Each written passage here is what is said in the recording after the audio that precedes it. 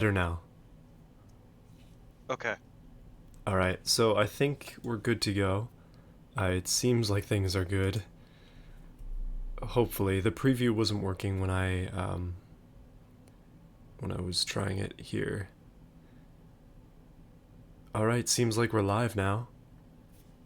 Uh, Hopefully, yeah, there we go. Things are working.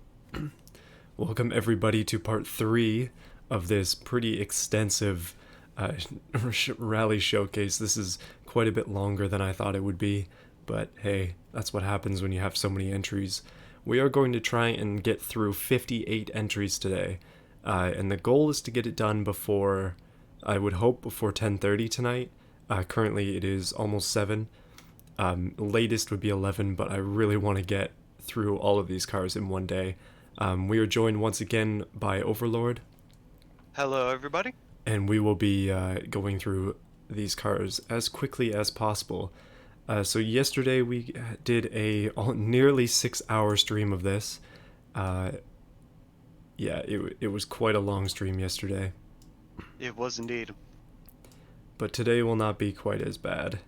Not Hopefully. saying that it was bad last time, just that things were getting a bit loopy there at the end, and it's hard to talk for that long, even with two people. So yeah.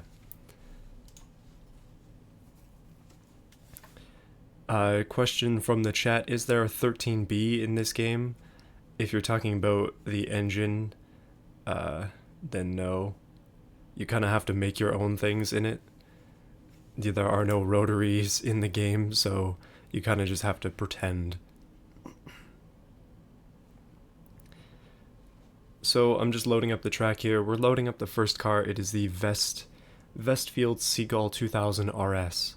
Uh, yeah.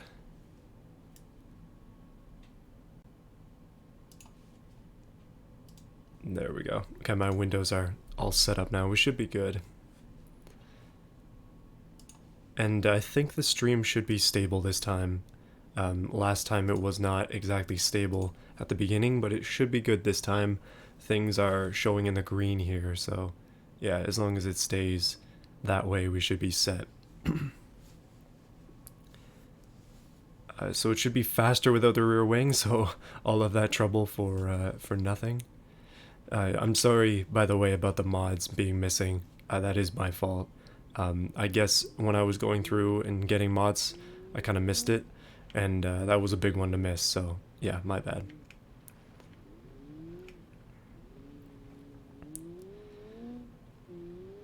So, oh goodness, it feels like a bit of deja vu from yesterday. I mean, kind of spent almost 6 hours doing this yesterday, but oh no. Oh, okay. Mild rollover just to start things off, just getting used to it.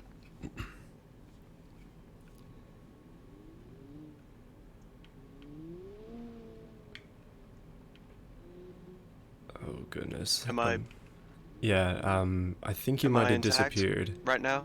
Yeah, I can hear you now. Okay. I would like to apologize to everyone if I at certain times sound like a robot or that's uh my internet is gonna have quite a few aneurysms, I suppose, tonight. Just As it like already. yesterday.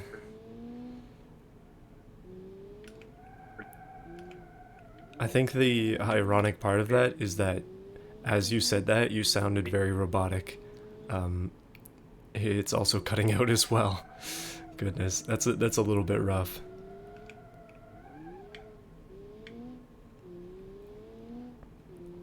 So am I did I cut out during that? Yeah, you cut out towards the end of that.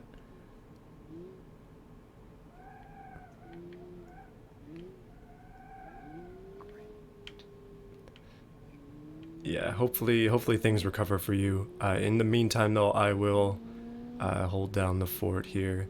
I believe this one's an i4, 3 liter i4. Appears to be turbocharged.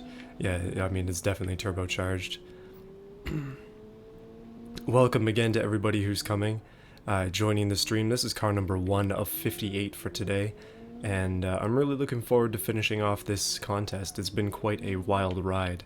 That being said, I have a few ideas for what we're going to do with all the data we've collected over the past, well, 3 days or 3 evenings, I suppose.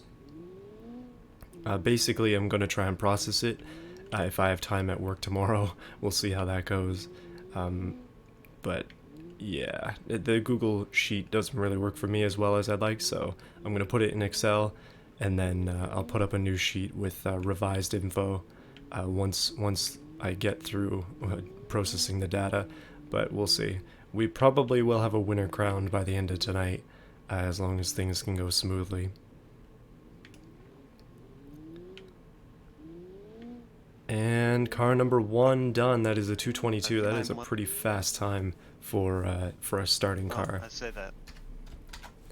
I can hear you a little bit, Overlord. Just kind of like off and on.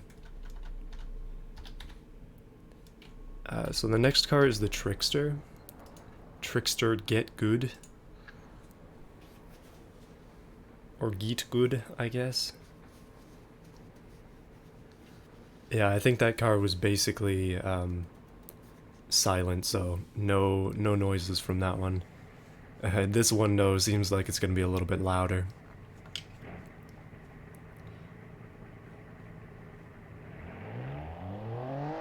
Oh yeah, much louder. This one is a Boxer 6. Boxers and I guess generally 6-cylinder cars are louder and also a little bit more dangerous, as I kind of just drove it off a cliff momentarily there, but let's give it a second shot.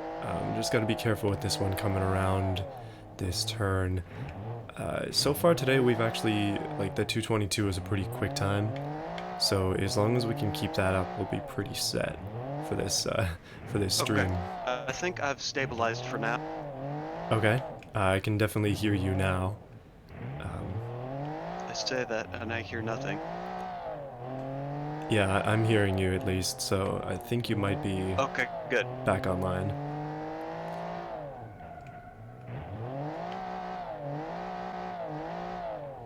So I'd just like to point out that in the Discord there have been some pretty good memes from this showcase, and I appreciate them. I find them pretty funny. It's cool to see that kind of stuff. Which is the worst motor in this game? That is very much depending on how you tune and build it. I think probably the worst, if you want to go practicality standpoint, would be the V16. But that is a DLC, so I don't know if you'd want to count that. It's kind of heavy. It can make the most power, but you can still get a lot of power out of something with half the amount of cylinders, so it's not usually worth the wait. But that's also just my opinion. It can be up to how you tune things. Okay. I've stabilized somewhat, so I will read out the stats on this current entry. Okay. This entry is a Swykim. It is the Trickster Get Good. It is a Boxer 6, 2 liters, producing 165.8 horsepower with a weight of 938.6 kilograms, giving it a power to weight of 17.665. So lower on the power to weight scale that we have. If you're watching and you're interested in the stats, you can definitely go check out the Google Sheet in the description and see where we're at currently. Yeah, this is number 102. So 56 left after this.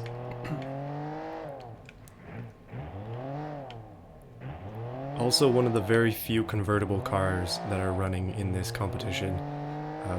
Automation doesn't really let you do true convertibles because they don't have interiors, but they do allow soft tops, which is kind of cool. So that's a 236 for this car.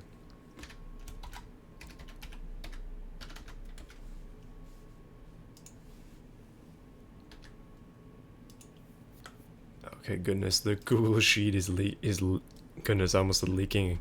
I mean lagging, which is a weird thing. Okay, next one is the Seat 127.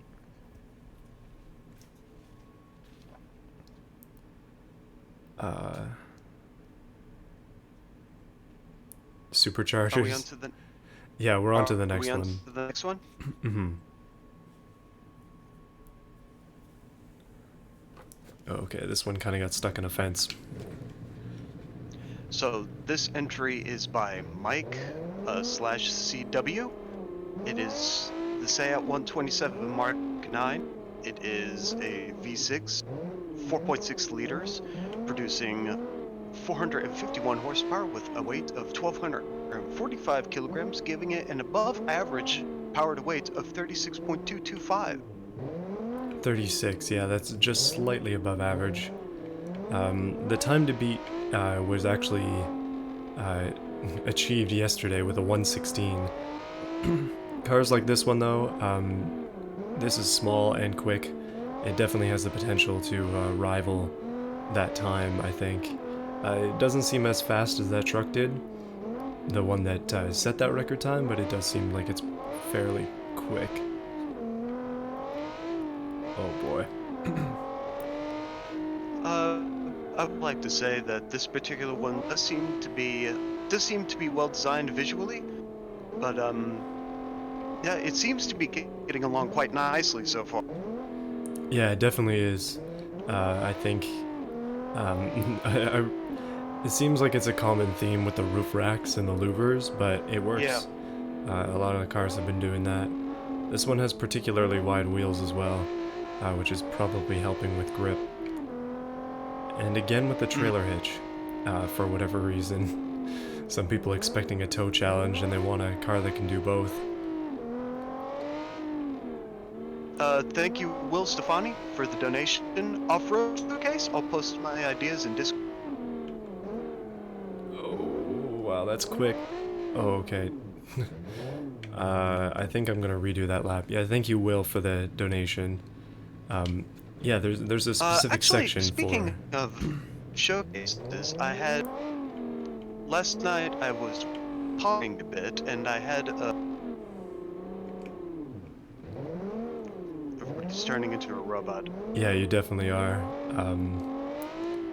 But I did hear up to your thinking about showcase ideas. Yeah, I was pondering last night. I was trying to fall asleep after that long stream, and I had an interesting idea. How about if all of the entries that are made, we sort of have a random number generator, and how many entries we have, we'll just plug that into the random number generator, and we'll just pick out like 25, 50 perhaps, and then maybe even those who donate get a guaranteed spot. That's interesting idea. I like random number generator ideas. Interesting. Those who donate get a spot. I don't know if that would really work. I know that. Goodness, that would narrow things down quite a bit. But I'm not sure. Definitely would have to think about that. But the number generator idea is something I have not thought of, so that's a good idea. Because then that would add like it's not the first 50 or whatever, so it's not people rushing. Yeah. And then it's not the last 50, so it's not people like wondering if they should submit at the last millisecond before the thing closes. Yeah. Yeah, that's not a bad idea actually. Like I was thinking about this showcase after last night. This almost 6 hours of streaming is pretty significant, especially because I'm totally not used to it. I know a lot of streamers are like doing 12-hour and 24-hour streams and such, but yeah, not exactly used to doing that kind of thing. So it was kind of tough. I know that I don't want to do this many cars again. 176 in a short amount of time is just too many. But yeah, we'll see. Another possible option is to kind of drag things out a bit, do one stream a week maybe, but that would also, I don't know how fair that would be. So 226. I don't think 50%, taking 50% of the submitted cars will be a good idea, especially if they're over like 500. That's the direction that this channel is going in. Yeah, it seems so. With how blown up this has become. So 50% of this will, like it's a 178. 178 cars, so that would still be a pretty significant amount of cars. Yeah, Uh, I mean, it's much more manageable. We would have been it done a is. while ago, but still, that's quite a few. Thank you for the donation.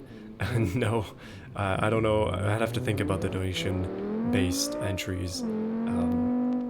We would have to like really. Oh boy, this van is a little bit laggy, but we would have to really think about that more. I remember hearing about this one. Yes, this is the Valkyr Nox. It is an inline 5, 2.5 liters turbocharged, producing 350.5 horsepower with a hefty weight of 1,281 kilograms, giving it a power to weight of 27.361. I've heard Death Slayer talk about this. He wanted to make something a little bit more silly than what we were going for, but nevertheless, there always will be something silly in these showcases. Yeah, definitely. I believe that this is the first large van that we've run. I I think it may be the only one. Yeah, I kind of crashed it early on and bent the wheel, and also lost the front splitter. So it's struggling a little bit. Naturally, being a van, it is pretty big, and therefore a little bit more of a challenge. Oh boy, it really loves the curbs, or I mean, loves as in hates.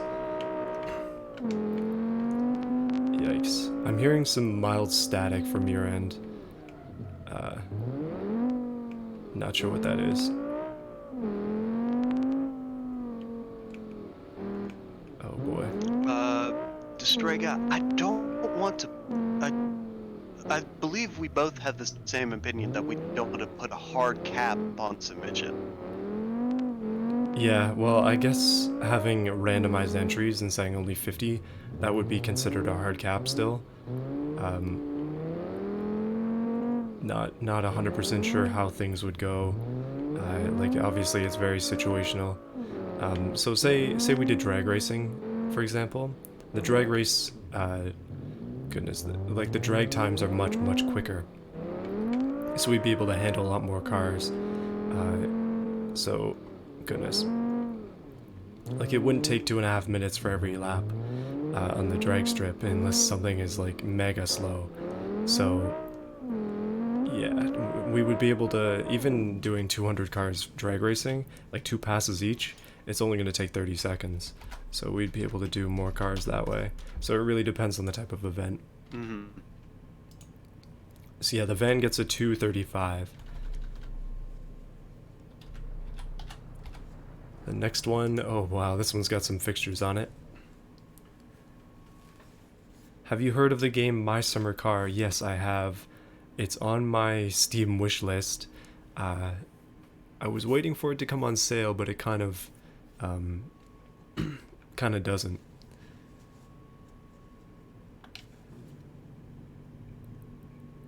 Okay, here we go. Yeah, so we're on the next one. The Novo Rossi is what this one's called. This is by Mix 233. It is an inline 5, 2.1 liters turbocharged, producing 438.5 horsepower with a weight of 1,027 kilograms, giving it a power to just about 42.7. I think this may be a strong contender. Yeah, it seems pretty fast. It's very tall, and it's got some very It's very interesting well designed as styling. well. I remember looking at this. Yeah, this one's got some interesting styling cues. The biggest one, the most noticeable one, probably being the giant scoop on the back. Oh wow. I'm assuming it actually looks like it's front engine, so what purpose that giant scoop serves, I am not sure. Probably It might radiators. be rear-engined. I believe it's front, based on looking through the vents on the back. So it could be that radiator thing once again. Ooh. Perhaps. And, oh, a massive power slide. Mildly bent wheel, but I'm gonna roll with it anyways. Yeah, that's unfortunate. Oh wow. Okay, this one is not the cleanest lap, and probably one of the most rough laps so far, other than some of the ones with drastic collisions in them. This one running on a bent wheel with slightly shoddy brakes. It's not, not exactly easy to drive this one.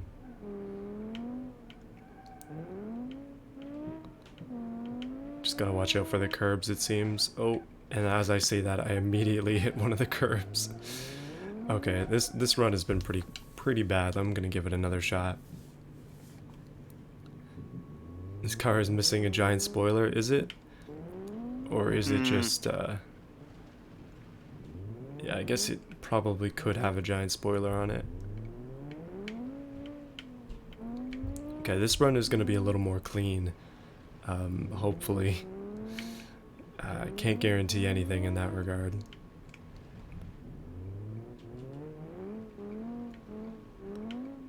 Oh, wow. So yesterday we were taking questions as well.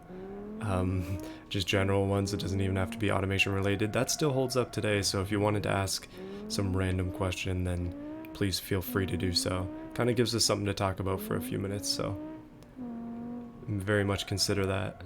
Or encourage that, I mean. Yikes, okay.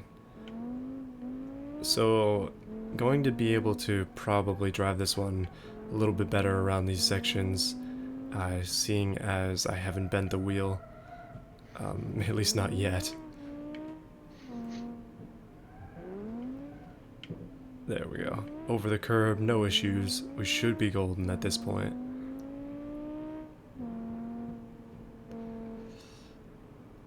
Yeah, I see some people are appreciating my my puns. Gotta be up on that pun game.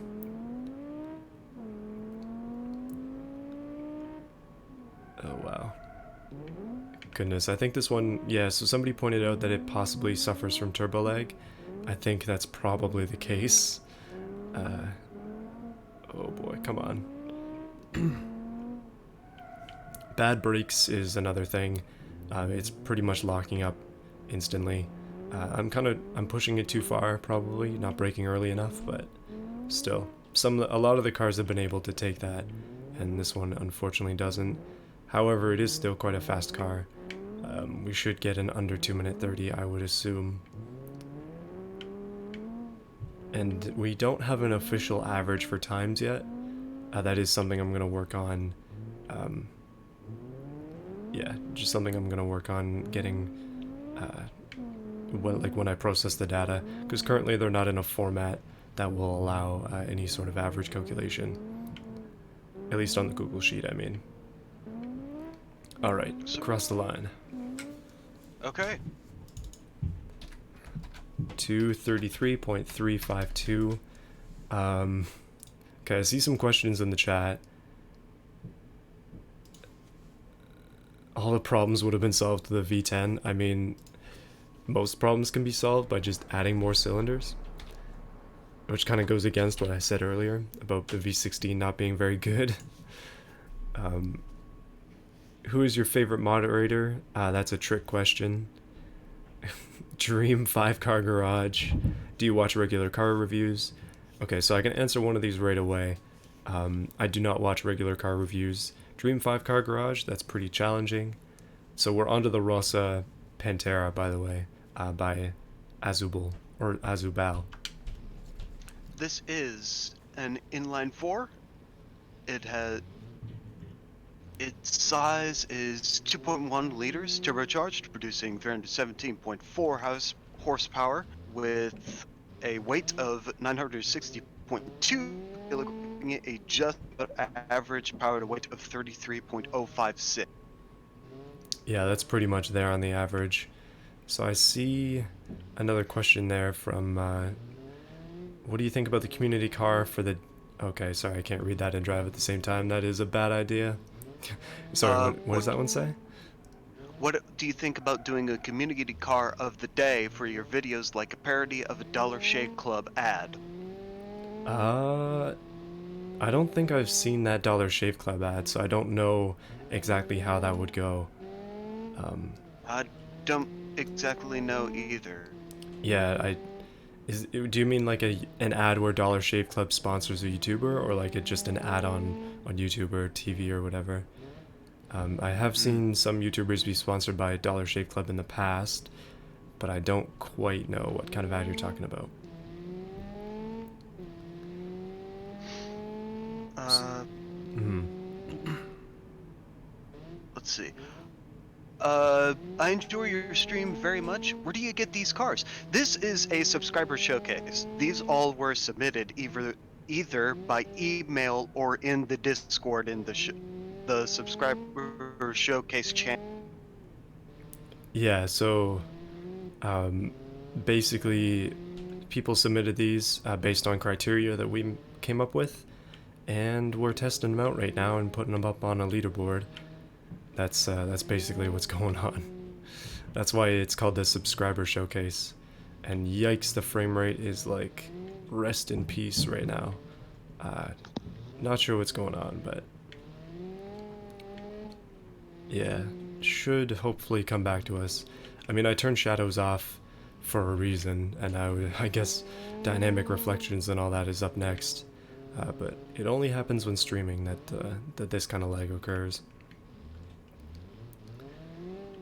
All right, so this Rosa, okay, is 224. That is actually a decent time, especially after a small error. 224.198. Yeah, that one's not bad. It actually drives well, except for the Hmm. again small error that I had there. Oh, So spelling things wrong. up next, we have James's submission is the Rasant E80 Quattro. It should be another Quattro replica or homage, perhaps. It is an inline four, exactly 2 liters, producing 218 horsepower with a weight of 890 kilograms, giving a power to weight of 24.494. So a little bit below average power to weight rise. We've seen this body quite often. I think there's actually a question for you in the chat currently. Let's see. I'm just seeing a lot of I've turned into a robot. Yeah. Oh, here's a question. What planet are you aliens from?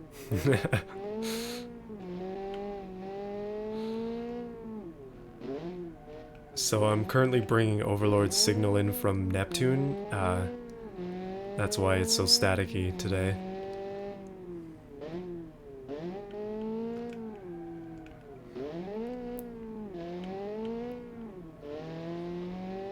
Oh, wow, okay. This car does have some interesting moments of uncertainty, even with a naturally aspirated engine. Okay, as long as we can jump the curb, we should be set. But this is another one of those ones with off-road wheels, off-road tires, I mean, so.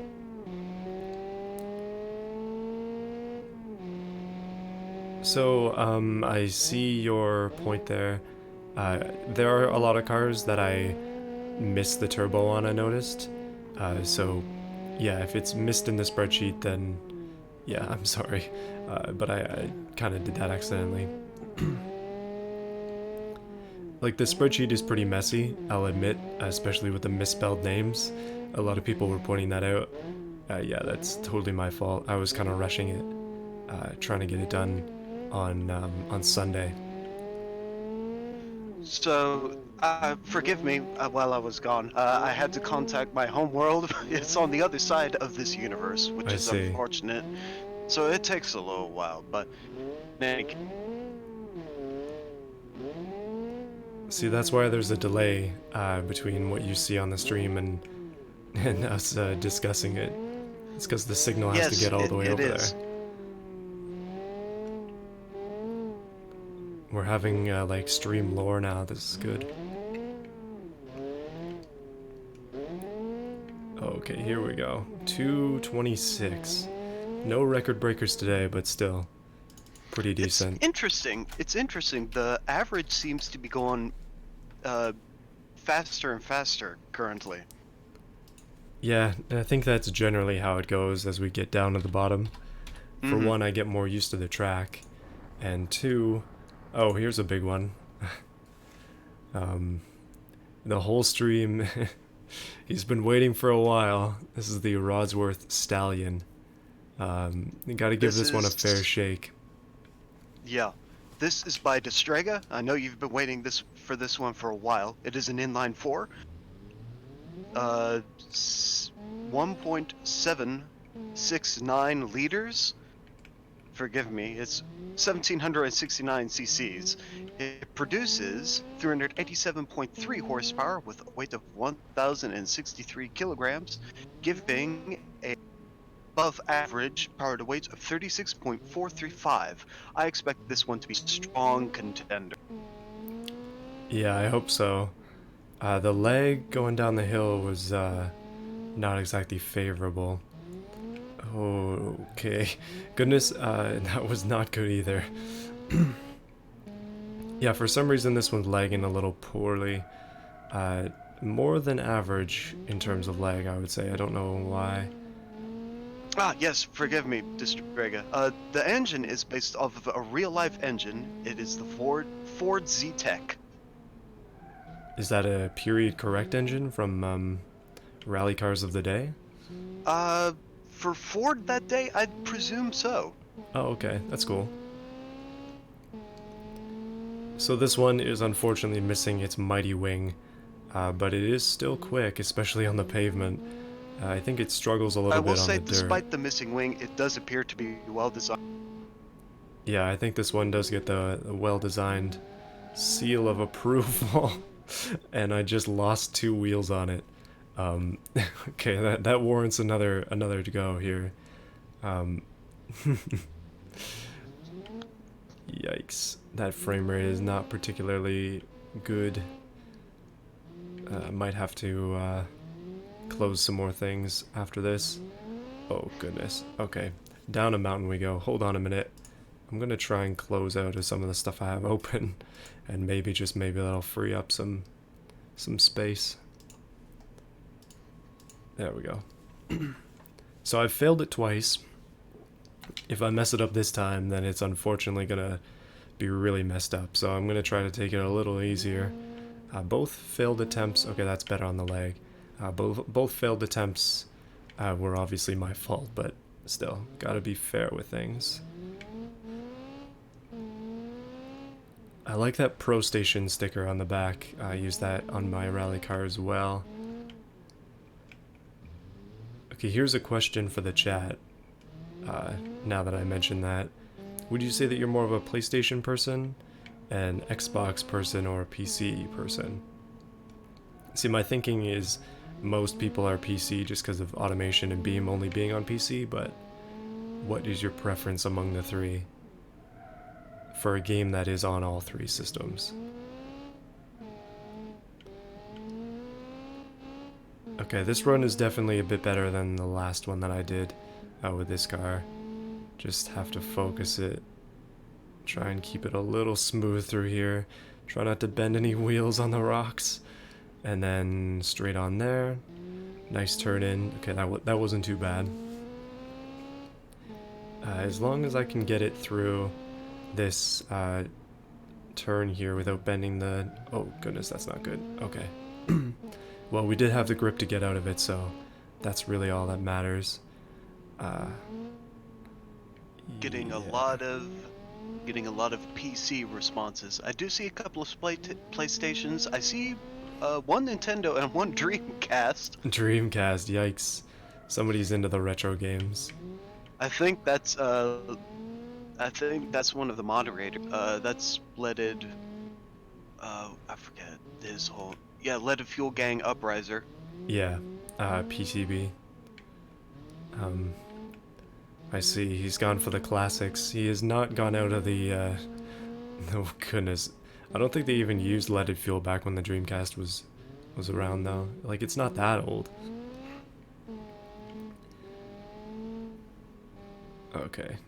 I mean, people still use leaded fuel these days, but not in more modern countries. Oh, that's a 218. Soldier Boy console. Soldier Boy console? Oh, that's not even legal. No, it's not legal. Not anymore. Yeah, not legal anymore. Might want to try and get a refund if you still can. Well, hopefully you're happy with that time. Um, okay, this one is a little bit complicated to name. GBR, oh, there it is, the Stratos. PlayStation, I see a lot of PC, a lot of Nintendo. Actually, only a few Nintendos. Like, personally, I have a 3DS, but I don't have anything else. Like, I don't have a Switch or anything. I have a Wii. When it comes to consoles, I'm, like, old school. Distrega's asking what place? Definitely top 10. I'm willing to say maybe top 5. Pretty sure that's top 5.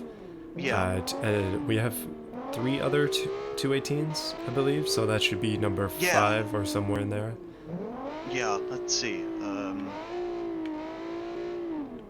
Let's see. There's the Raw Bruiser TR4. That was pretty quick.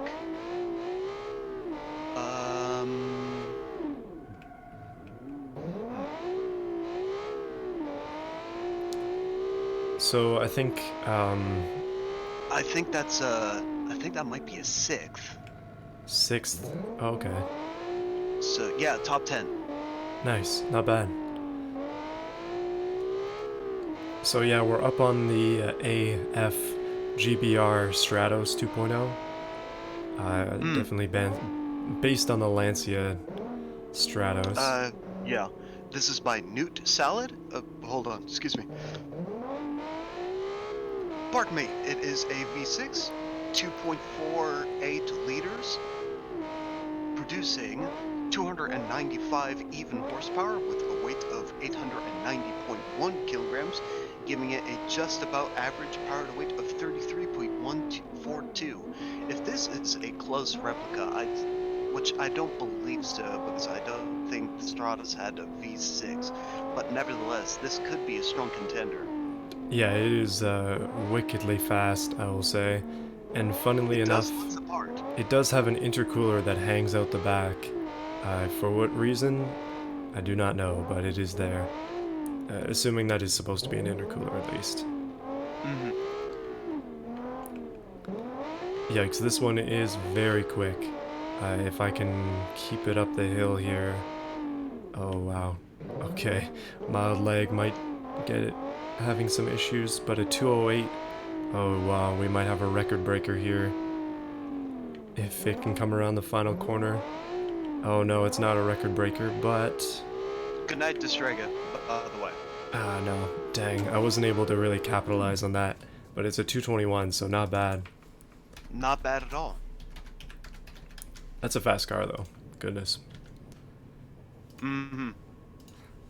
Okay, next one is the Natron Epsilon S2.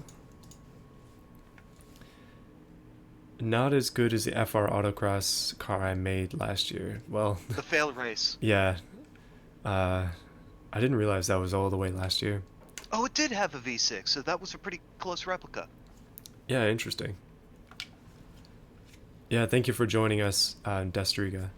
It's good that you've stuck around for so long, and your car is finally done, so you can rest well.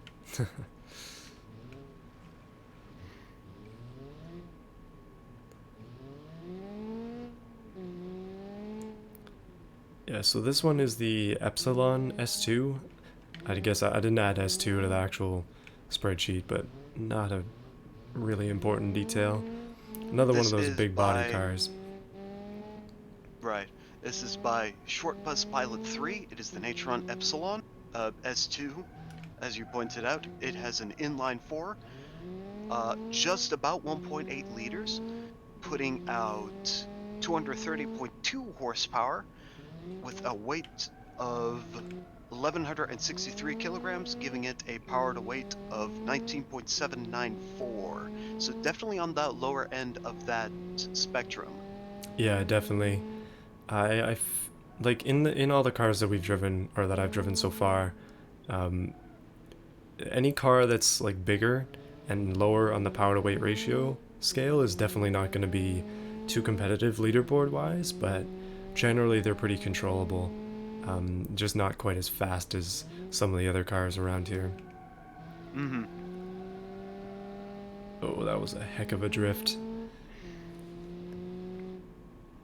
Well, I'm very thankful so far that we haven't had any stream crashing issues. Like the past two streams at the beginning, it's been a little bit rough, but this one has been nice and smooth, so feeling pretty good That about is a that. good thing. Yeah, it's allowed us to start working on these cars earlier, which is good. Mm-hmm. It does seem that this particular car, excuse me, I haven't seen the front, but the rear is a little bit sparse. It appears to only really have lights, a license plate, and some minor like back details. Not too many fixtures on this one. Yeah, I mean simplistic is okay, but yeah, I could definitely probably use some stickers on it. Get a few rally inspired liveries going. I have a question for you. All right. What would you say is your favorite vehicle that you've created in automation? That I've created. Mm-hmm. I think it's a pretty close tie between the XR5 and the Trig X. So the ones from the latest season that I've done. I like those cars quite a bit. Yeah, no, the front splitter did drop off of that one right when we went up the mountain. So the next one is the Mars RS-17 by Jop.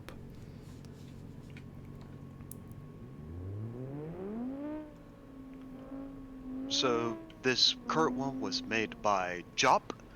It is an inline 5. The size is 1.78 liters, turbocharged, producing 333 horsepower with an even weight of 890 kilograms, giving it a power to weight of 37.416. So higher on the power to weight ratio. This one called Mars, it also happens to be orange just like Mars, so definitely a good naming scheme there. Fun fact of the day, my favorite color is orange, and I definitely like this burnt orange look as well.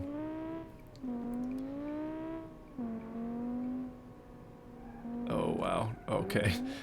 Oh goodness, I thought we were gonna hit the rock for the first time in a while. That rock coming down the hill there is constantly just asking to be run over. It just wants to bend some axles. I will say that this is a rather boxy design, but it does seem to be well designed in that manner. Yeah, I think so. The massive rear light is a bit interesting, but I like the way that it's set up. Ooh, I like the rims as well. I think they go with it. The current record, Ikram, is still Cross-Legs Attila Jackrabbits with a 216.528. Yeah, that's a fast time. It's gonna be hard to beat that one. But I said that before about the Great, but I have 218s. seen Cross-Leg Luke in the chat saying that he's very surprised that that result was what happened, and he expects it to be broken. Yeah, we'll see if we can get any car faster than 216. Yeah, hopefully. I mean, I'm always hoping that cars will go quick.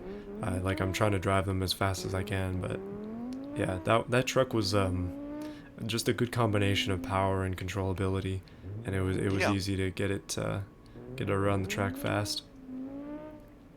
Not yet, Ikram. It has not been beaten yet. Not yet. So that's a 223. We're getting a lot of 220 times today so far.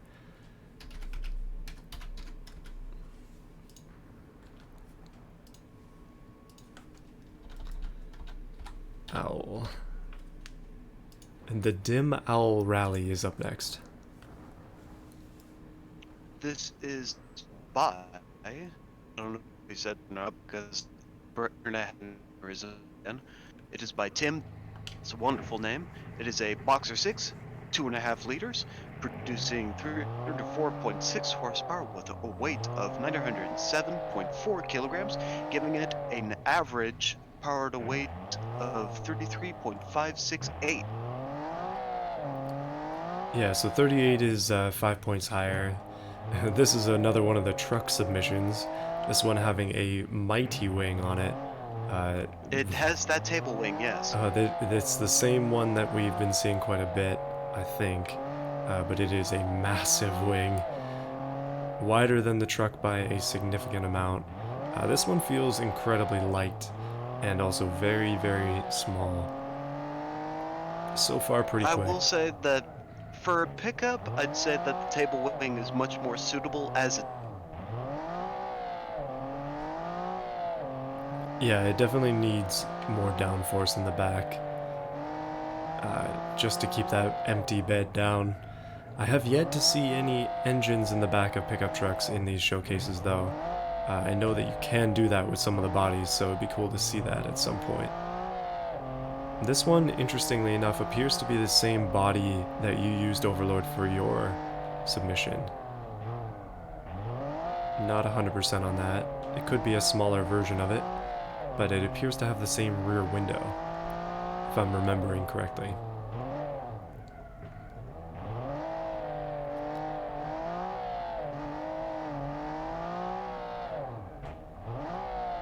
Unfortunately, the lag is a little strong with this one as I'm trying to go around these corners at speed. This is why I didn't want to do the Italy map, just because the Italy map really does lag quite significantly. It's pretty annoying. I want to drive on it, but it takes like 5 minutes to load up, and the frame rate on it is way too low, even without shadows.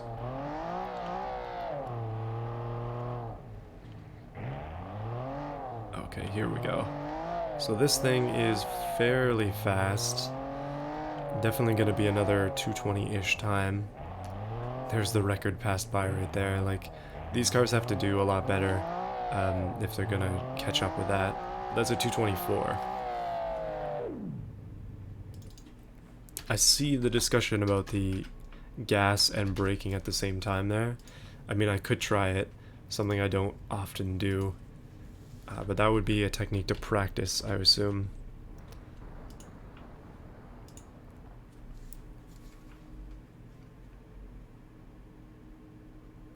Okay, now there's a debate.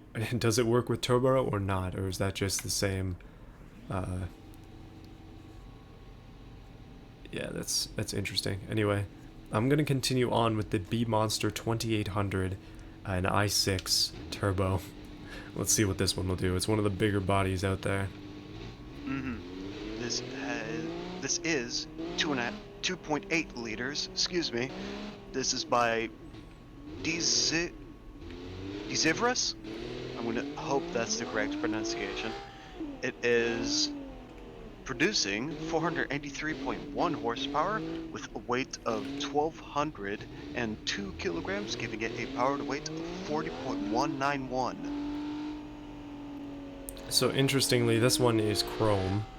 All chrome. First chrome car that we've seen in the showcase, and it appears to be all chrome except for the hood, which is carbon fiber. I'll have to say I don't know if this would be. I know we weren't asking for period correctness on the fixtures, but with all of this, it just seems like a bit of an odd man out. Yeah, this one's definitely an updated version, perhaps, of an older style. Those lights are just straight off of a Dodge Charger, but upside down, which is an interesting choice. Yeah. Personally, I'm not a fan of those lights. I don't really know what they work on other than the Charger. I guess. Yeah, I know they've been in one car of mine in the past, but yeah, that was season 1. That was a while ago.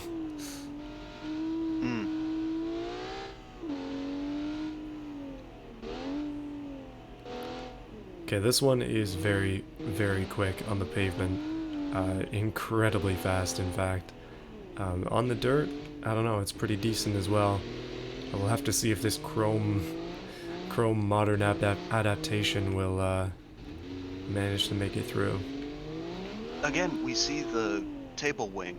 It's smaller, but I'd still say it'd be suitable as a table. Yeah, I'm pretty sure any of these massive flat wings will work for one. It's like Yeah. the modern conveniences and also a lot of downforce. What's not to love? Oh, that's a 216. Oh, goodness. 216.772. That was incredibly fast. Yikes. Ooh, so does that beat the current record holder? I'm not sure. I don't remember what the decimal points on the previous uh, 216 were.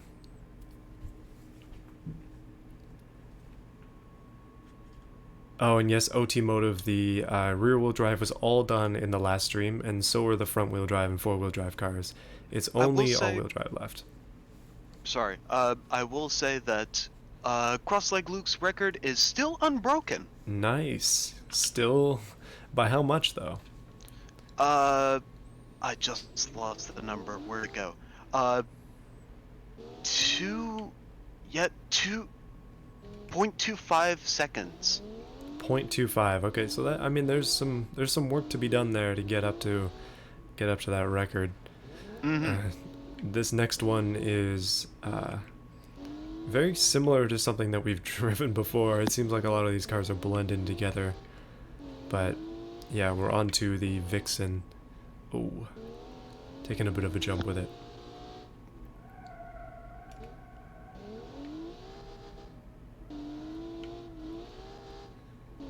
Yikes, another table wing car.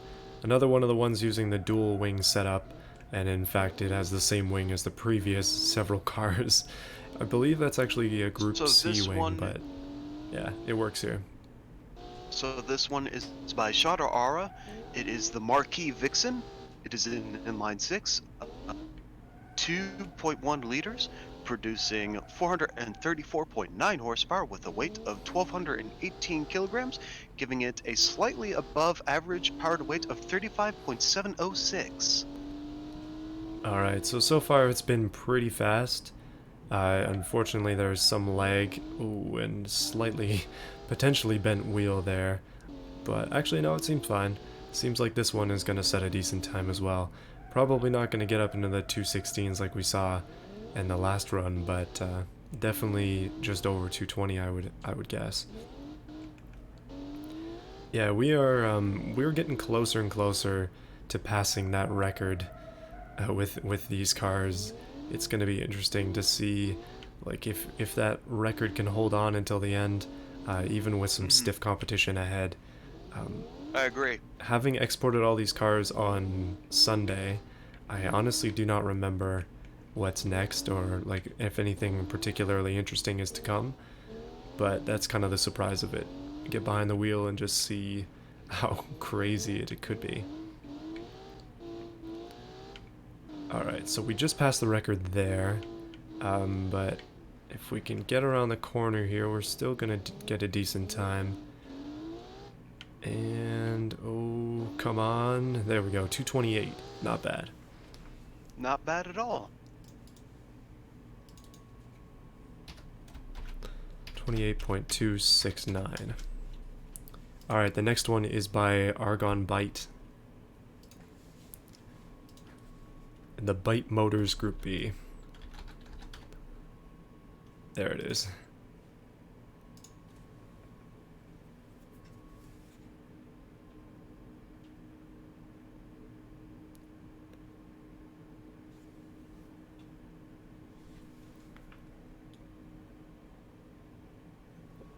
How long are we going to be live?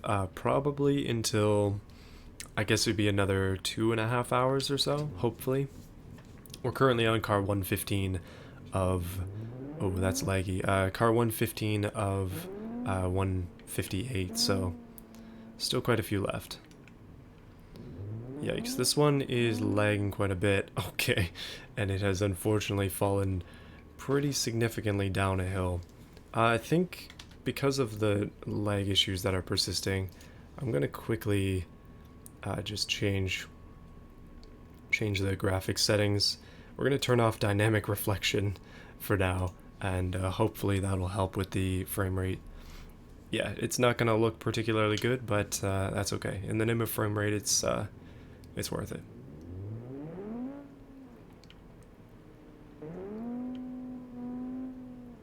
Things look a lot weirder without dynamic reflection. And I've just fallen off the cliff twice with this car. Oh boy. Only one try left for it. I think just because of my badness on that second run, I might extend another try if I fail in a similar manner, but yeah, I gotta get this one right. Okay, so I think I've stabilized currently. Yeah.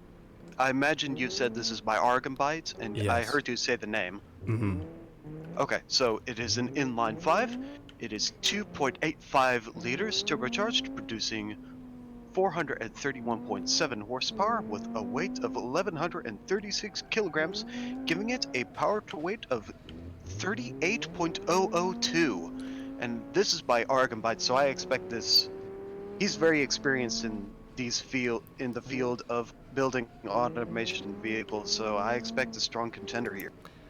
So, unfortunately, I have crashed it twice, and we just lost a wheel, but we're gonna finish this anyway. We're gonna finish it as fast as we can, on 3 wheels. This is another one of those unique times. This car is actually fast, even on 3 wheels, and I've already gotten through 2 goes with it, so that's why we're doing this. But I'm gonna make it all the way to the end here. Honestly, I think we're gonna get an average time with 3 wheels, and that's with some minor scraping on the ground as well. Yeah. Oh no. Okay, that's not gonna matter too much.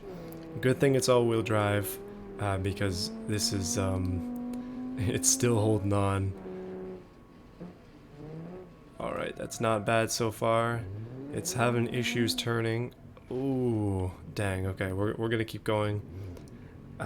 If only that one wheel was in the middle, then we could do some rolls like the Reliant Robin. Somebody has commented, surprise Reliant Rob. Yeah, I just saw that. That brings me back to that Top Gear episode, the classic. But yeah, we're gonna try and finish with this one. We're gonna attempt not to roll over too much. We just really want to get up the hill.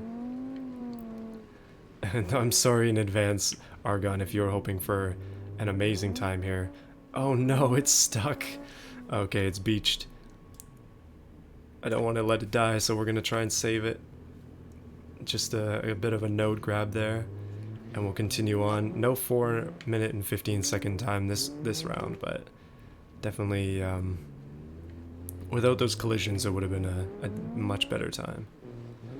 Adnan Faishal, the submissions have already closed. There's no way you could submit to this current showcase.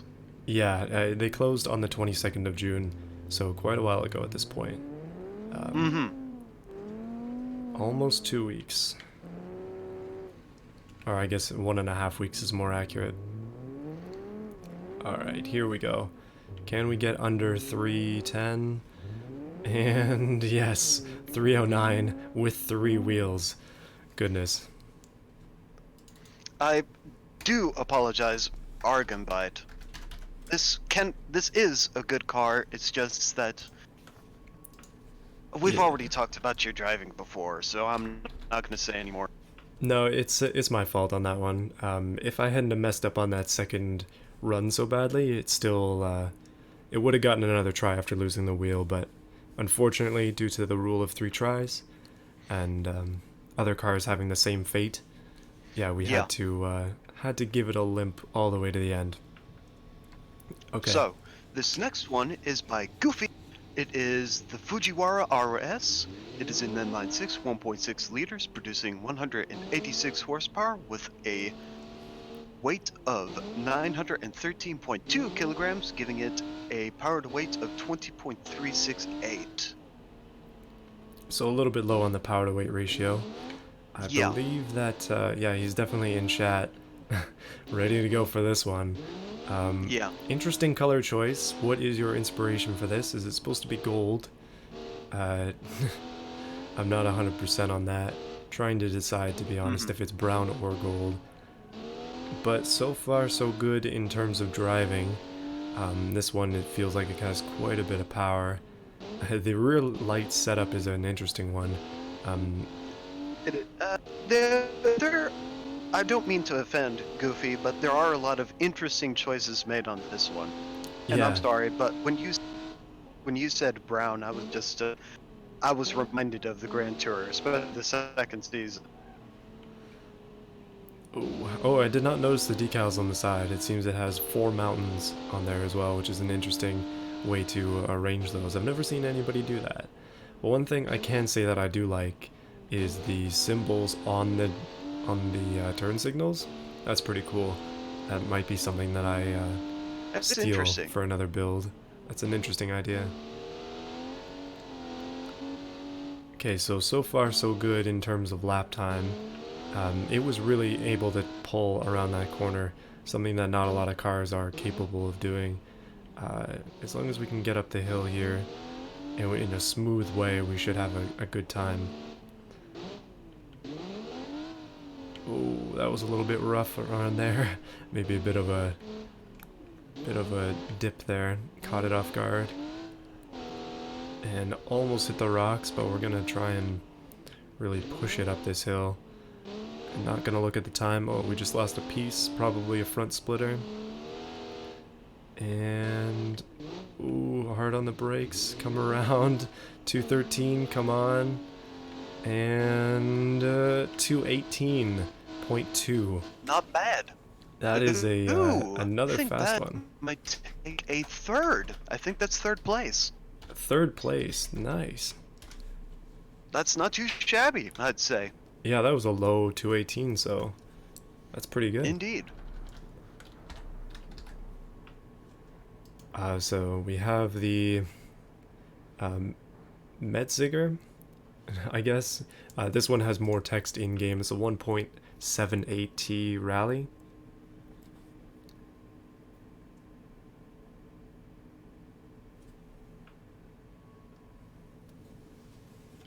Okay, here we go with this one. It appears to be an i5 1.78T. I guess that's to be expected considering the name. Things are running a lot better without dynamic reflections, so I think it was a good idea to turn that off for this. Oh, wow. My internet is not running better without elections. Yeah, you are definitely robotic. You need to adjust your satellite on that distant planet that you're on. Uh, point it a little bit more towards Earth, possibly.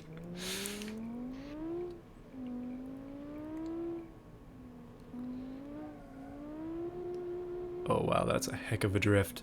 Okay, here we go.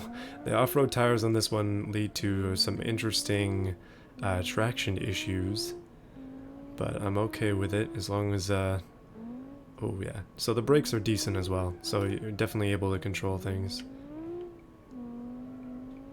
Hopefully we can make it through without any significant accidents, as that seems to be. Oh, never mind. Spoke way too soon. Oh, okay. If it still drives after this significant rollover, okay, we're gonna keep going. Oh, okay. No, never mind. We'll redo that. I bent the wheel a little bit. So, you said the name. Yes. This is by Lisviz. It is the Metzger. It is an inline 5, 1.78 liters turbocharged, producing 327.1 horsepower with a weight of 1,041 kilograms, giving a slightly below average power to weight of 31.422. Yeah, so just a little bit below average. Um, oh, come on. Stay intact here, car. Let's see if I can actually get this one through this time without having any issues. Ikram, where I'm currently staying, in actuality, where I'm currently staying, I'm house sitting for relatives in Tennessee currently, so where I am is a little bit rural. Okay, that makes more sense. Yeah, so I I'm all for keeping up the mythology that I am a synthetic organism from a long distant planet, but let's be real here. See, your name kind of fits it though. Our alien overlord is here. That is true. Yeah. Actually, when I hear Overlord, I think immediately of the games. You know the Overlord games? Uh, I'm not familiar, actually. I'm too young. Okay, they're a little bit like Pikmin. Um, Oh, okay, I see. yeah. Actually, I mean they're not that great, but they're unique games, I'll say.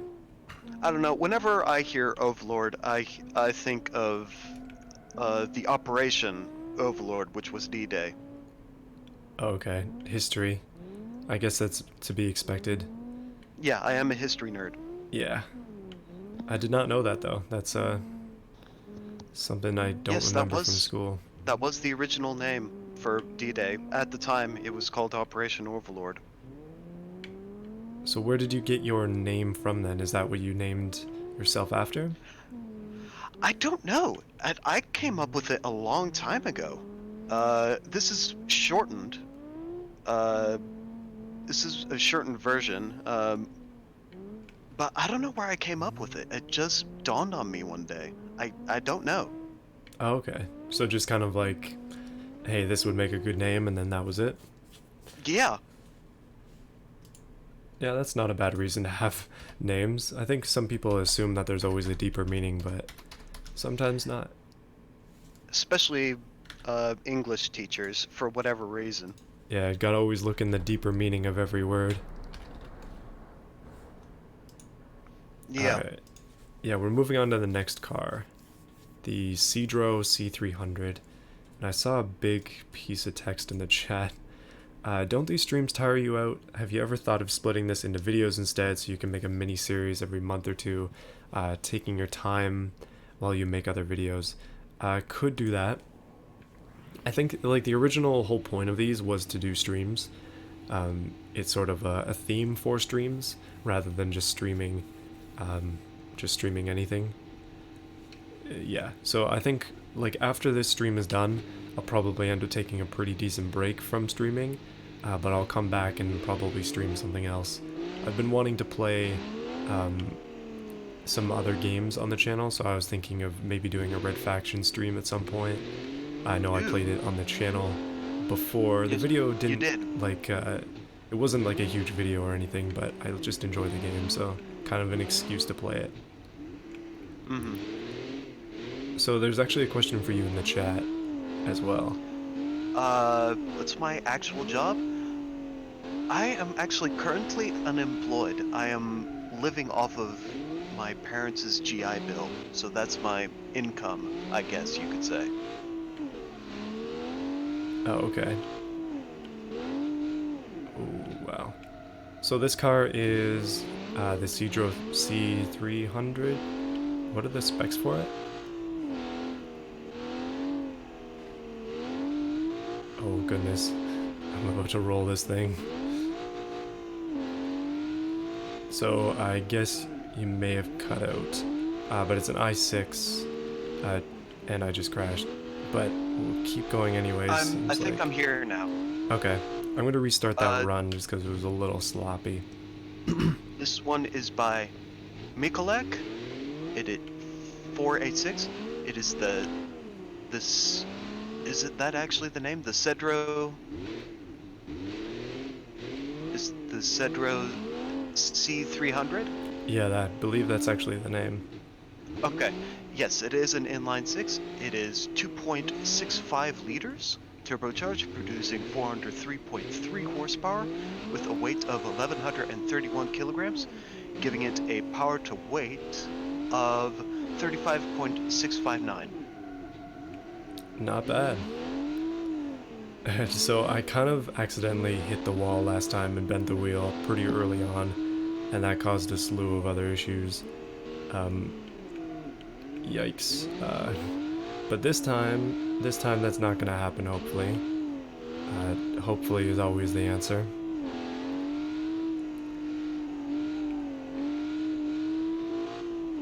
Oh boy. Okay, we can't make the same mistake down here again. It seems sometimes just hard braking isn't the answer. You gotta turn and hit the power. Ooh, that's not good. A little bit of time on the sand, but we're going to be able to recover and continue on with this one.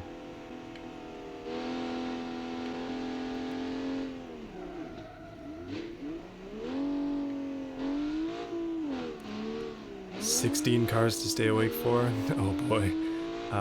So we currently are at 118. Actually, we're making pretty good progress so far. I believe that would be 18 in an hour or so, which is not bad. We should be able to finish in time, I guess, because that would be 60 in 3 hours.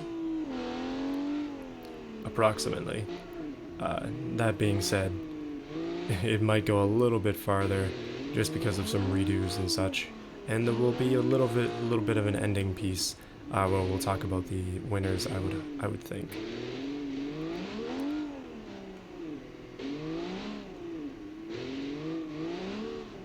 Alright, so this one isn't too bad in terms of handling or anything. I would say grip is an issue, as usual with off-road tires.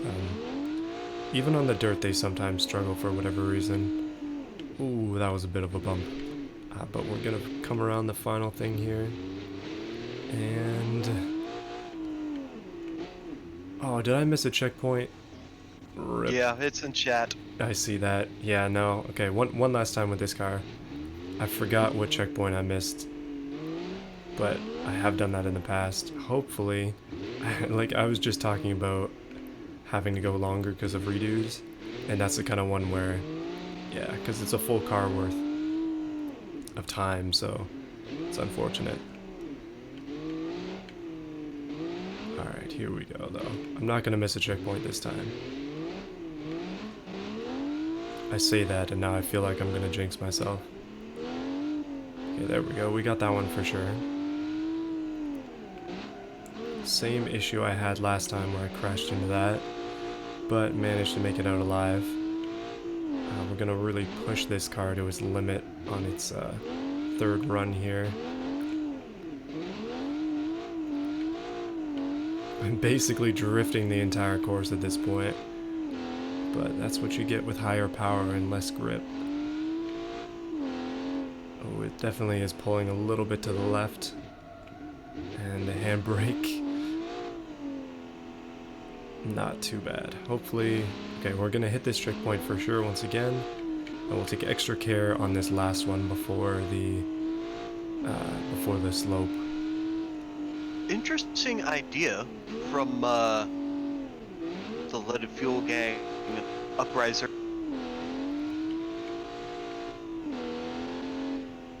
So what?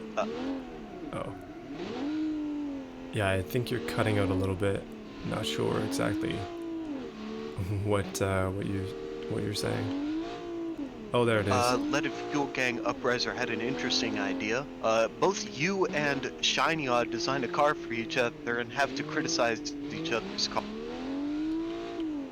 That would be an interesting idea. I admittedly have not reached out to any other automation YouTubers.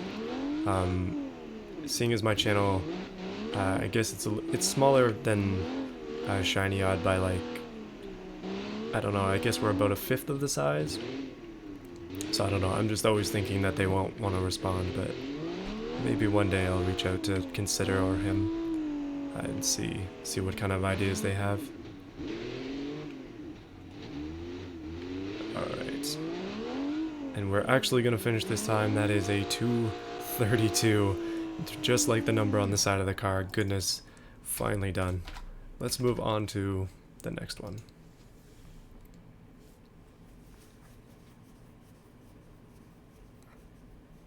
Oh, it seems like somebody is asking for a professional opinion on their car from you.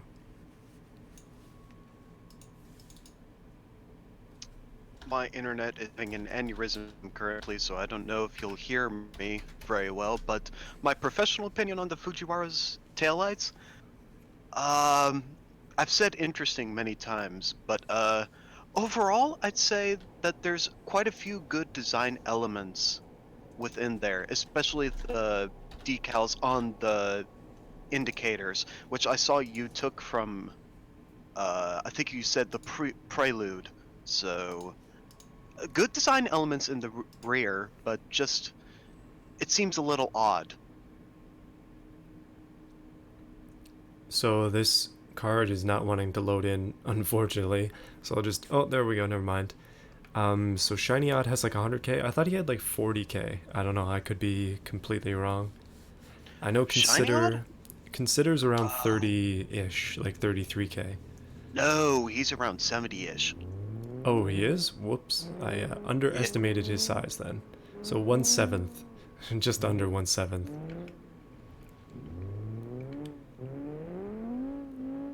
but Shiny Odd is about 100k. Oh, is he? Yikes. I guess I've been out of the loop for a while. Admittedly, I do not watch his videos. I just kind of see the occasional one on my recommended.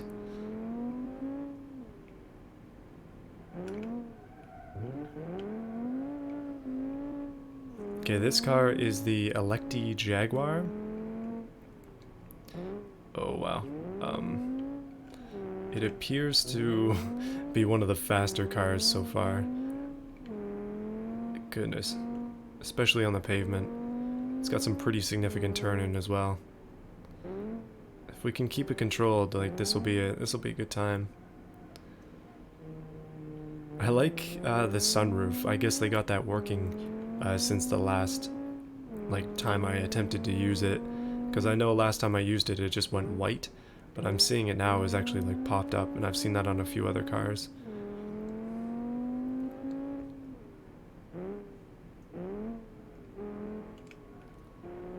Oh boy, okay, things are flapping around. I think we might have lost a piece there.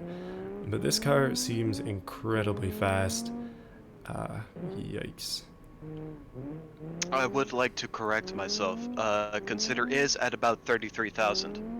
Yeah, 33. That's what I thought. I I pretty much watch every Consider video. I'm trying to support other creators. Oh wow, okay. That was a little rough there. But I will this is say still that gonna be this a good time. particular car is well designed. I really like the look of this. Yeah, I like the backside of it as well. Hmm. The lights especially in the grill, that's really cool. Yeah. This is by Groovester. I know he's in chat somewhere. This is the Electi Jaguar. It is an inline 5, 2.5 liters, producing 442.6 horsepower with a weight of 1,102 kilograms, giving a power to weight of 40.163. So I'm just gonna leave that on the screen for a second, but that is a 213. That is the fastest time Oh! by 3 seconds. Goodness, that is very, very quick. Um, I guess we figured that something would beat the truck eventually, but yikes, that was fast. Wait, so cross leg Luke, your record has been broken. Yeah, unfortunate, but my goodness, that was a fast car. That thing was real quick. But you're still in second, so still not out of the top three yet. Let's give this next one a go. This one is the Hutton Orbital, uh, another wide body Group C car. This is by, I believe you misspelled his name in this spreadsheet, Lord Magnus. Oh, It is a Boxer 6. It is 5 liters, producing 388.7 horsepower with very hefty weight of 1,524 kilograms, giving it a power to weight of 25.505. so I believe the last one of these was also incredibly heavy. Uh, Mm-hmm. this one Yes, has it was. this one has a very similar thing, like a very similar look to it, except the rear lights are quite unique, I'll say. Um, Mm-hmm. so what's the engine on this one again? I believe the last one was a V10. But This this is a one, 5-liter Boxer 6. Boxer 6, interesting. But both of them were large displacement engines, if I'm remembering correctly. But the Group Yes. C cars are just so wide. It's not so good going up the mountain, but on the pavement, it's quite good. Mm-hmm. I'm just gonna let Brewster know that he just got a massively good fast time. Yeah, seems like a pretty reasonable thing to do. As he currently holds the lead by like 3 seconds. And that is the Yes. first time that has happened, but I have embedded this car into the barrier, and it does not want to escape. But I'm going to give it another shot.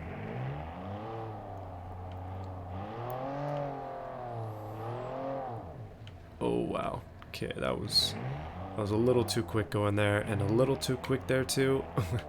Yikes, it did come back though, after some mild persuasion.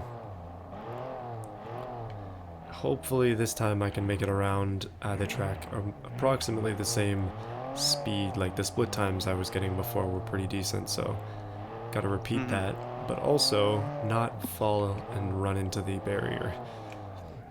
The hard choices here. There we go.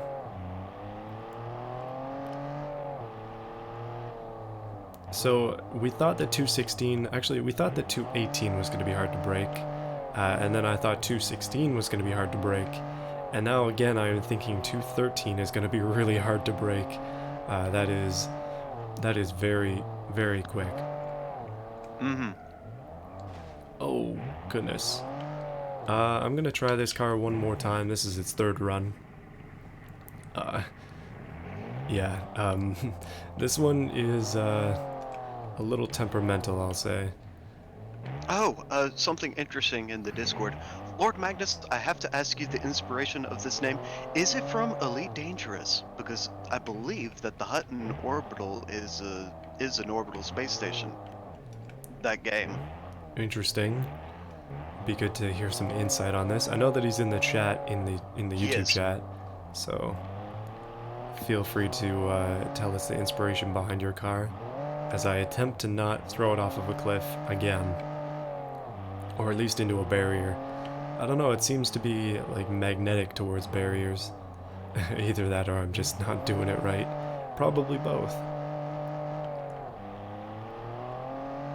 I guess the most unfortunate part is a lot of this track is lined with a barrier, so just have to be real careful. Okay, we're not going to cut that corner in too much, but just enough. And then we'll go over there, accelerate, hopefully not bend any wheels. And it is indeed from Elite Dangerous. Yeah, I just noticed the back license plate says Elite, so it's a bit of a clue. I just noticed that too. And an interesting detail, the plate is also facing up. It's a vertical license plate, probably just pointing to the stars, because nobody's policing this thing on Earth. No. I will say Elite Dangerous is a fun game. It's just very, very grindy, in my opinion. I do have fun at it, though. Wish I had friends to play it with. Oh, goodness. I have never tried it, but I have seen gameplay. Forever Alone. I'm kidding. You could play with Lord Magnus. There you go. That is a good point. If anybody made. wishes to play Elite Dangerous with me in particular, please let me know. Join the Discord for more community activities. Elite Dangerous Day. Well, we do have another games channel, so I guess we could keep the talk in there. Absolutely. And I am considering making more channels as different topics come up. Okay, so 224 for this one.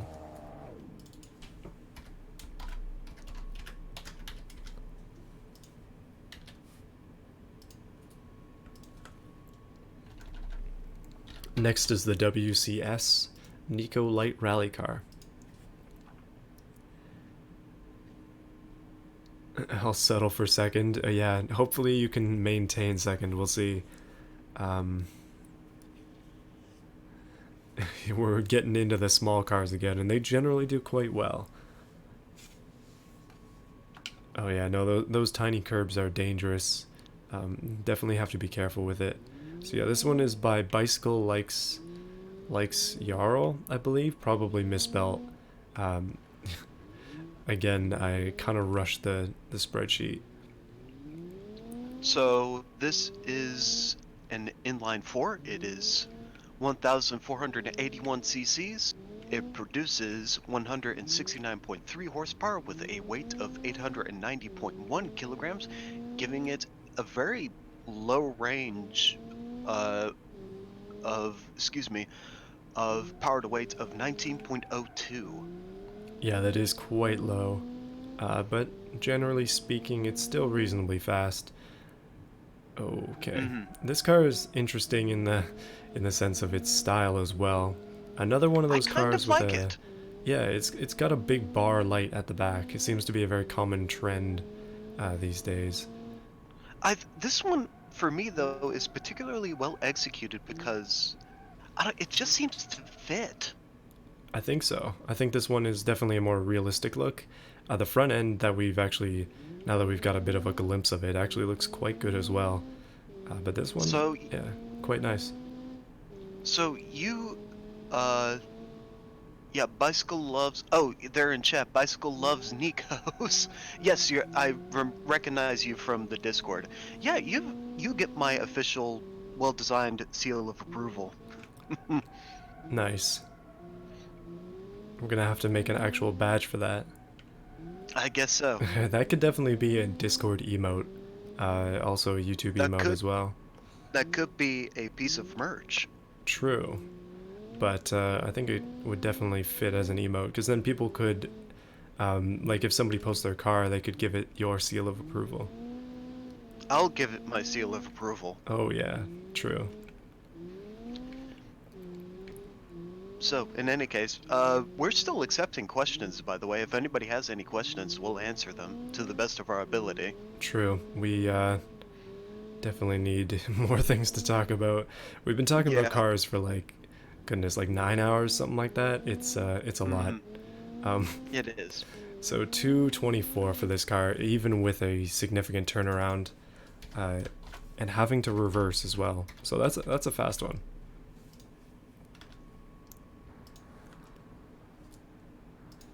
We're moving on to the Phoenix Rally, one of the few cars called Phoenix. Yeah, there were two there. This is by KDETT.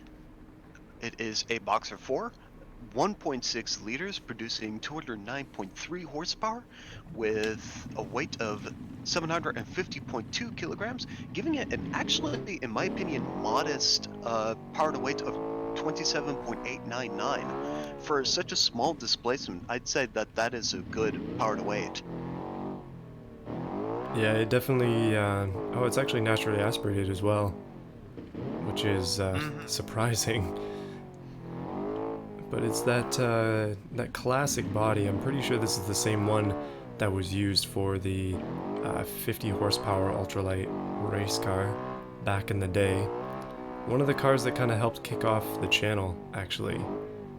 So kind of special in my mind, but not seeing much of it these days. But this thing is a much better style of interpretation, much more like the actual car, I would assume. Pretty darn fast, though. My goodness. Let's see. Now we have a couple of questions now that we asked. What's your favorite book series? I'll tell you my favorite book. My favorite book... Well, actually, I'll give you top two, because it's hard to choose. Hitchhiker's Guide to the Galaxy was a fantastic book to read. It was very, very funny. And the other one would be 1984, just because it's such a well-written book. Oh, and also Fahrenheit 451. So for me, I haven't read too many books recently, just because I have to read a lot when I'm working.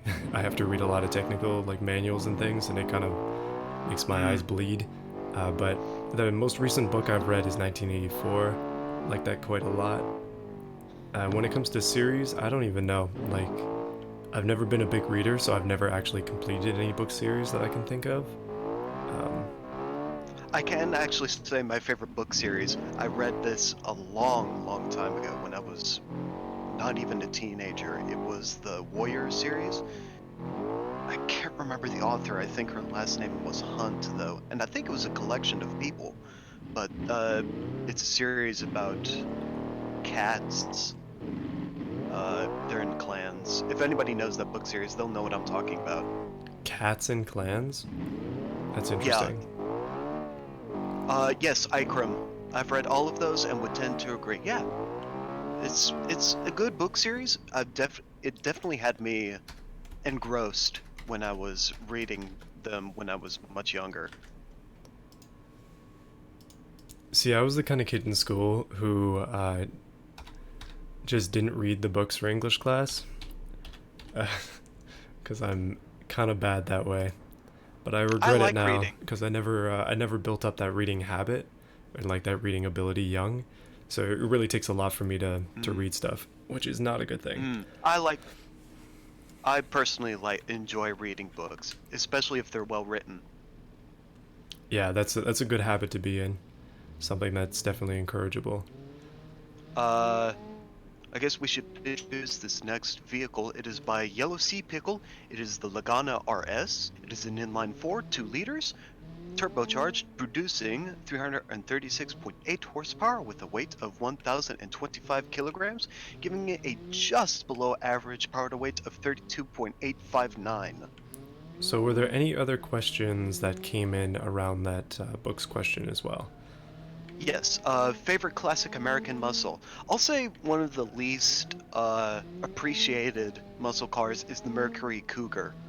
Uh, it's just a great muscle car, but it's just least remembered because of the big giants.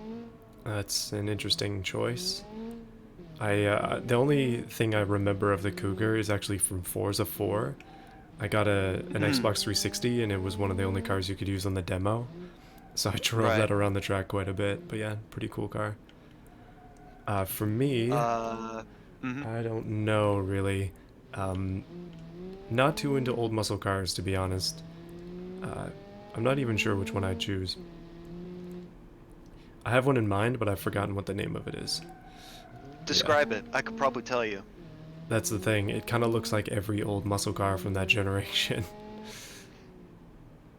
I believe it was AMC though, but I don't remember. Oh, might have been the AMX. Not 100% on the name of it, but yeah, I think it Mm, was an AMC car that I liked the most of the older classics generation. mm-hmm. Let's see. What cars do you drive? Do you guys drive in real life? I have a hand-me-down Mercury Stable. It's, I believe, mid-90s. It does its job. So a Taurus, basically, or is that the one Uh, size up from a Taurus? it's a sedan. Yeah. So my car, I drive an So, Infinity G35 in real life. I used to have a Subaru Impreza, but kind of ended up dying, so I bought an Infinity. An expensive mm, mistake. uh, let's see. Other questions. Mordecai, do you think they will ever bring diesels, rotary superchargers, sequential turbos, etc. to automation? It will. The day will come, but it will take a lot of time. The day will come for some of those, perhaps even all of them, but it will take time and it will take a lot more people to buy this game. Yeah, I'm sure that those kind of things would be expensive to implement, so it would Yeah, be a challenge for them to do, and therefore they would probably want some more compensation, possibly even yeah, DLC for that stuff. right.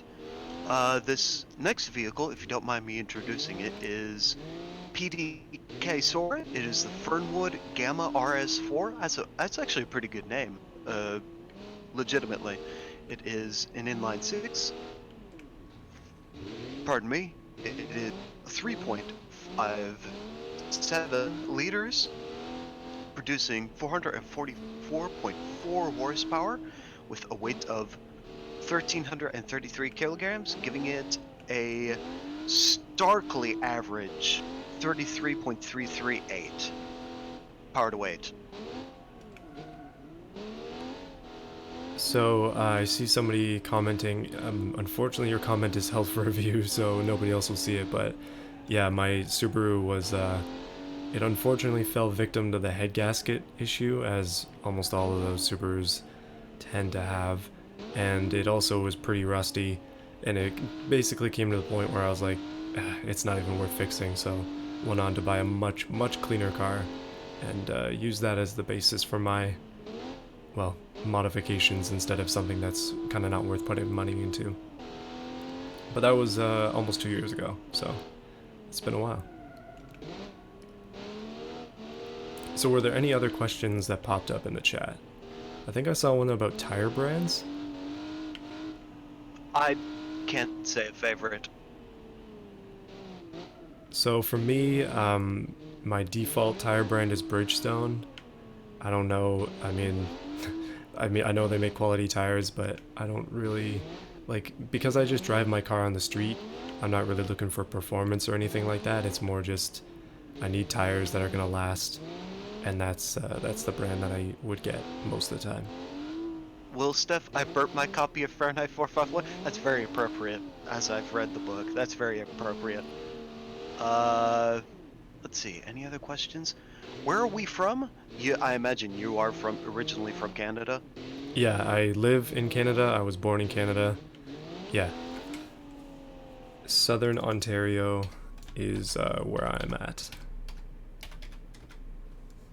So, I'll introduce this next one and then I'll say where I am from. Okay. This is by Zinkun X. It is the Synchro RS. It is a V6, 3.1 liters, producing 360.8 horsepower with a weight of 1,154 kilograms, giving a power to weight of 31.265. So just a little bit lower than average power to weight ratio there. Mm. So, where I am from, it's tough to say because my mother was in the Air Force, but I can say I was born in Fort Bragg, North Carolina, but I hopped around quite a bit after the first or second year of my life. So it's tough to say where exactly I'm from. I'd say the world. From planet Earth? Suspicious. No, Susp not sus 100% sure of that. But hmm. anyway. Air Force as well, are you sure it wasn't NASA? I'm just kidding, but yeah. Oh no, it's alright. Um, what is your favorite car? My favorite car. Again, I've said this before. It would have to be early 70s Corvettes, perhaps the Stingray. Yeah, I believe that I said actually in the previous stream, my favorite car is the R33 GTR. Good choice. Uh, how many automation cars have you made? I've made dozens. Yeah, I think I've made probably around 50 or so. A lot of them have been scrapped. I have very few saved because I constantly do stuff like this where I have to export a lot of cars. So I just have a Yeah, backup folder of all of mine so I don't get them mixed right. up. But yeah, quite a few. So,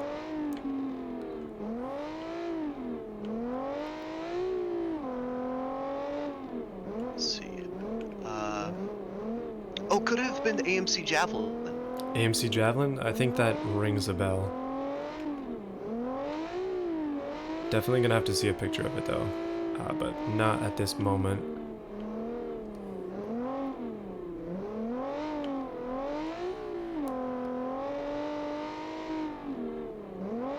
Oh wow, goodness. I think, like, generally speaking, I'm much more into older Japanese cars than American ones.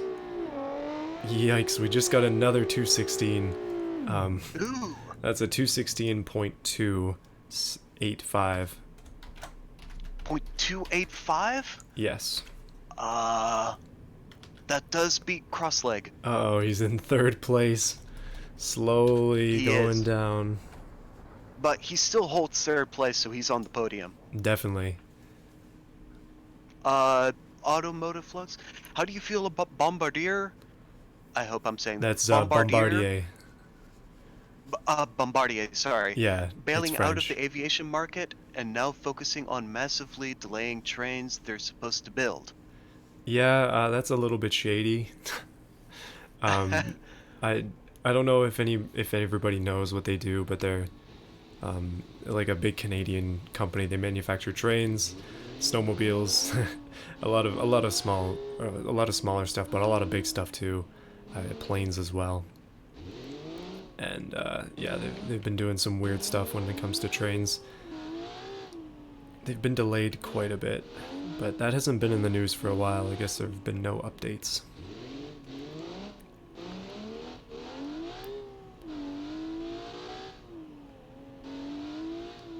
They are the manufacturers of the ever popular Sea-Doo as well. Might know them from that.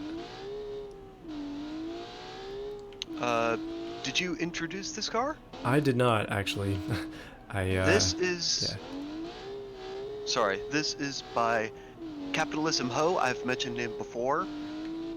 It is the Harpy Isbridion RS. I hope I'm saying that right. That's my best attempt.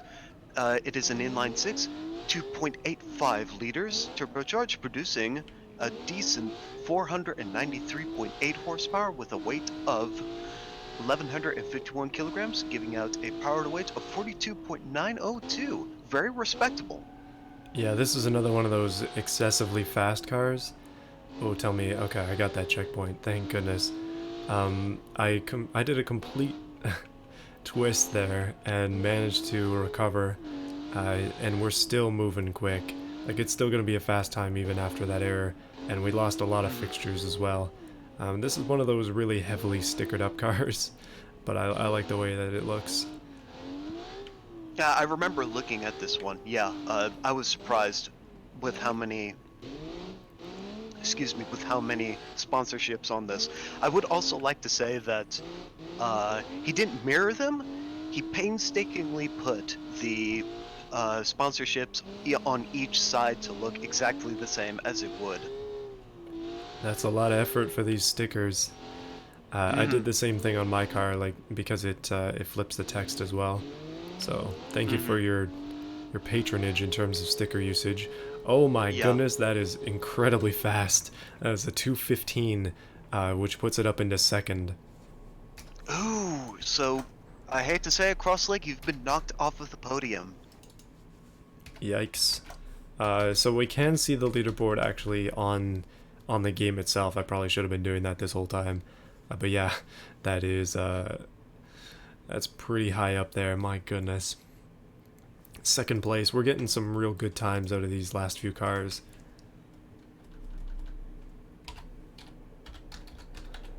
Next one is the Panther Turbo Rally Spec.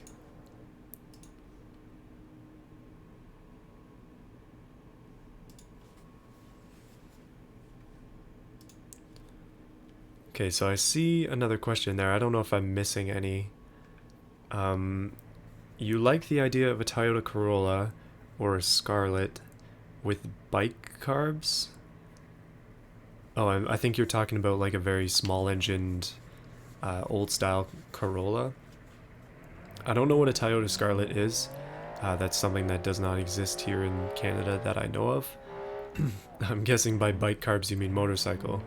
But it's always cool to see small cars with motorcycle engines. Yeah, on the racetrack that I mentioned yesterday that I very, very seldom go to, they have like old cars, basically minis, that sometimes run with motorcycle engines, and they're pretty sweet. So this next car is the Panther Turbo Rally Spec with a Boxer 6. I kind of just rolled it instantly there, though.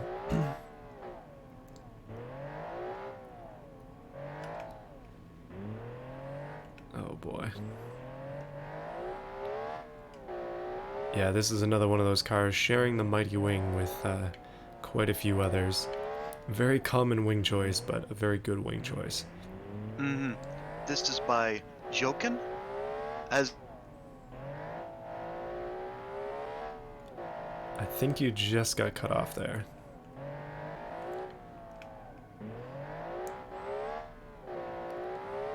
wait, Yeah, definitely. 66.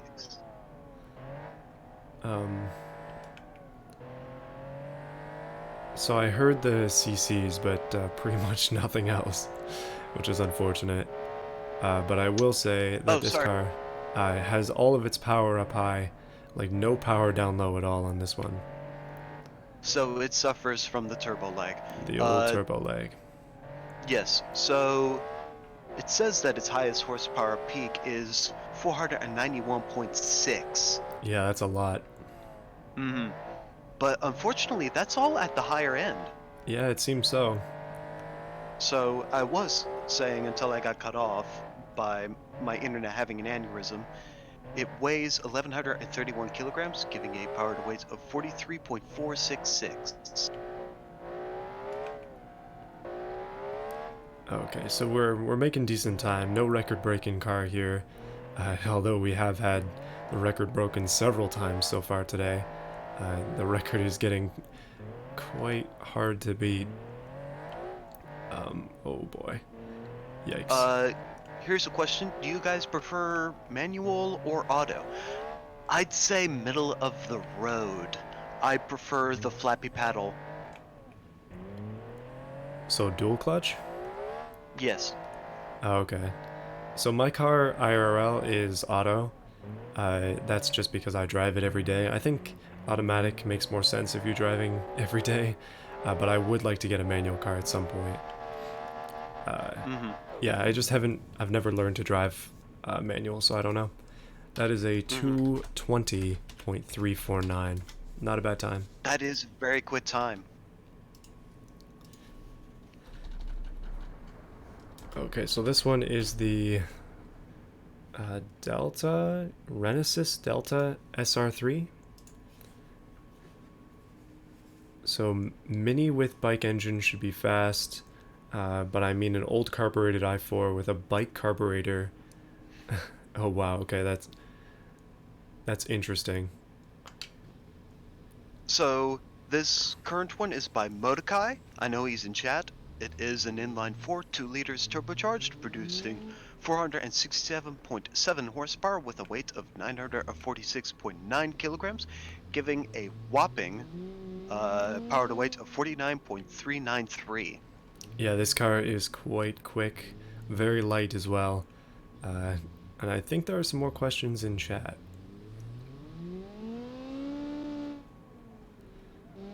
Although I must say this car has some wide back wheels. My goodness, that is thick.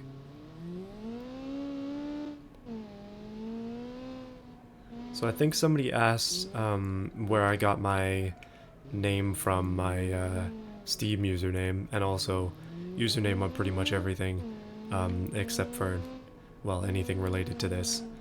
Anything related to the channel, it's automotiveflux, but anything, pretty much everything else is Plasmus Kid.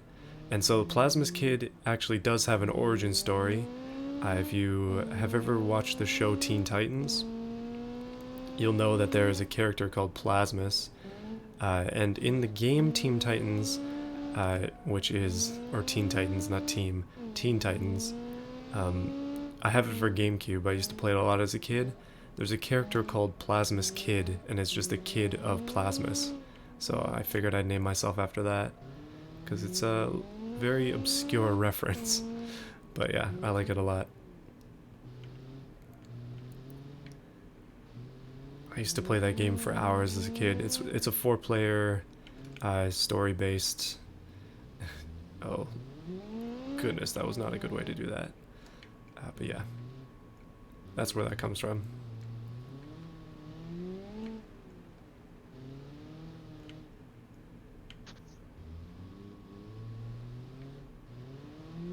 Alright, this one is making pretty decent time here. Currently 2:07. This is gonna be a quick time. And oh no! Okay, I just shattered the engine.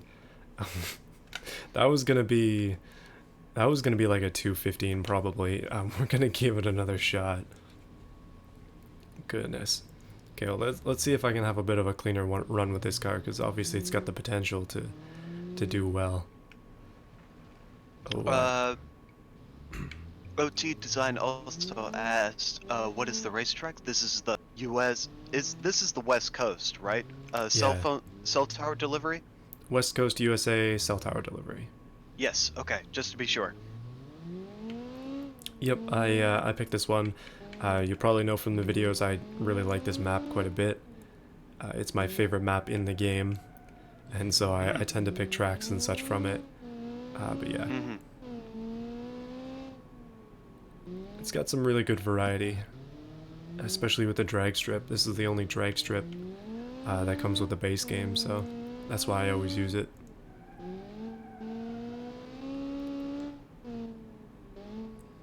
Okay, Okay, we're attempting to go for another solid run here with this car. I was gonna say, but forgive me, I was munching on something. But West Coast USA would make sense for a drag strip. I mean, the US is all about drag racing. That's pretty true.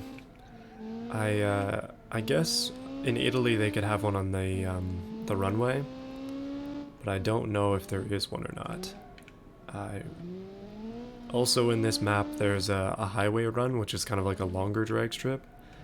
That one is definitely, I was considering doing it for the games, but ended up just going with the regular.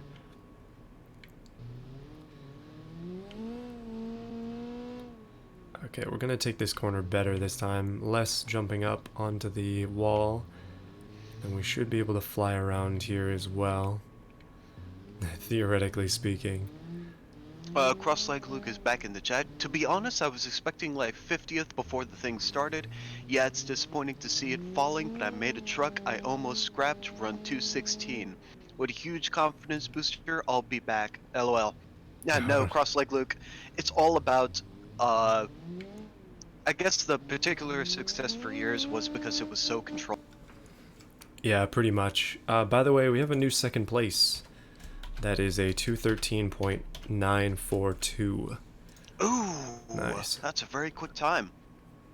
That's a quick little car, that one. Next is the CRV. GB Mark 7. This is by Urbanist Dog 45. It is an inline 6, 3 liters, producing 262.8 horsepower with a weight of 1,111 kilograms. Pardon me, giving a power to weight of 23.654. Not bad. So we have had some cars that are crushing times today. The leaderboard, the average is getting lower and lower. Goodness. So the end is actually in sight on the spreadsheet for me currently. We are almost there. Although, that being said, we're on car number 129, so that is another 20, well, I mean, we're about halfway there. Got another 30 cars left or so. And if we have time, we'll be redoing Kevin's submission, which was the first car to go, but we'll see if we have time for that. So, question... Do you know about the Gimli glider incident where in the 80s a Boeing 767 landed on a drag strip which was indeed a former airfield? I've never heard of this. I've never heard of that either, but that sounds pretty cool. I see that a lot of old airfields do get turned into drag strips because they're already like graded and everything. They're flat land. Yeah. So that's pretty cool. I will say, being in North Carolina, I have heard extensively about the Hudson River incident. It's the one that was in the movie Sully. Yeah, I haven't seen the movie, but I definitely heard about it. Yeah. So, yeah, I've heard a lot about the Hudson River. A couple of years ago, I think they took the actual plane that landed through the Charlotte area, which is like the second biggest city in North Carolina, I'd say. Second to Raleigh, which is the actual capital. They took it through, as in, like, dragged it around? I wouldn't say they had it on a trailer, I think. Yeah. So, like a parade? Sort of. I think they were going to put it... Yeah. I think they were going to put it in a museum. Oh, okay. That makes sense.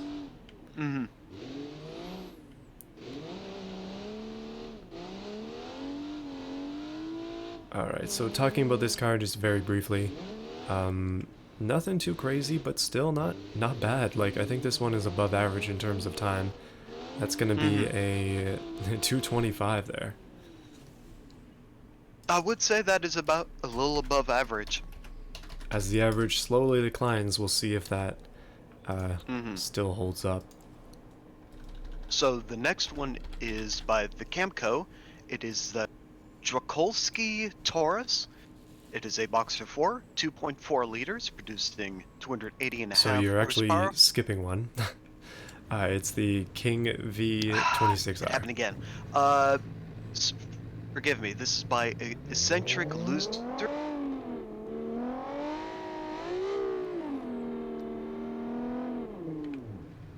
Oh, yikes. I think you might have cut out. But I did hear the author's name. Well, I guess we got a preview of the stats for the next car. Oh, yikes. This one has all locking diffs, but as I have stated in the rules previously, we are staying consistent and not locking things. Although grip is definitely a struggle for this car, as it tends to spin the wheels quite considerably, especially with these off-road tires. Yikes, that is, that's hard to control there. So it's almost 9 o'clock, which is... okay. Can we continue? Yes, we can. It's almost 9 o'clock, it's 8 to 9. So we are actually doing well, I think, on time. It gives us about hopefully an hour and a half or so, and we'll be able to get through the rest of these. We shall see. Oh, that's a rough way to do it, but we managed to make it over the curb. I fear that the front wheel there is slightly bent, and yeah, we're pulling just a little bit to the right. But again, with this car having such terrible wheel spin issues, yeah, that's not really that much of a factor. It kind of spins where it wants to go regardless. One thing that I would say is good about this is its torque curve, naturally aspirated usual thing to happen. It's pretty flat, which is good. That little torque curve graph there is actually something that I didn't think would be helpful, but it's cool to see. We added that in the last stream.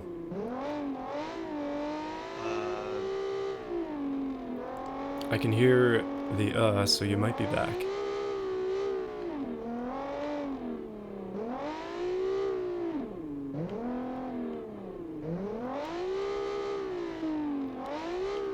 I think that somebody should go ahead and count how many times well-designed has been said in the past 2 and now 3 streams. I think we should have a well-designed counter. Because, oh goodness, that's a 237. Just to add a little bit extra fun to this. Okay, I think I'm back. Yeah, I think you are. So, the A320 that landed on the Hudson is indeed preserved in North Carolina. I thought so. Yeah, I thought so. So I remember hearing about the ringing door. Yeah, you got a little robotic there. And just cut off as well. 3 a.m. Goodness. See, the thing is, I have to work tomorrow. That's my excuse. But I am committed. We are going to go as long as it takes to get through this. I really want to finish off this stream on a bit of a positive end. Unfortunately, I wasn't able to get things going as early today as I wanted to, and get home from work until about 6. So yeah, that's usually around the time that I get home, but traffic was particularly bad today. Yeah. Alright, let's keep going here. This car is actually reasonably fast. This is the, I guess it's the Taurus? Not gonna look over and try to pronounce the other name of it just yet.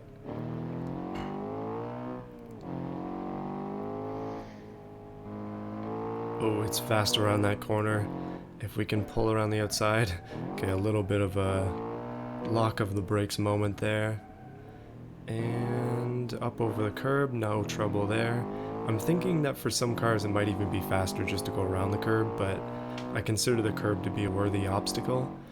And one thing I'm definitely gonna have to watch out for in the future is these like sections right there. Like that curb around the corner has claimed many wheels so far this competition.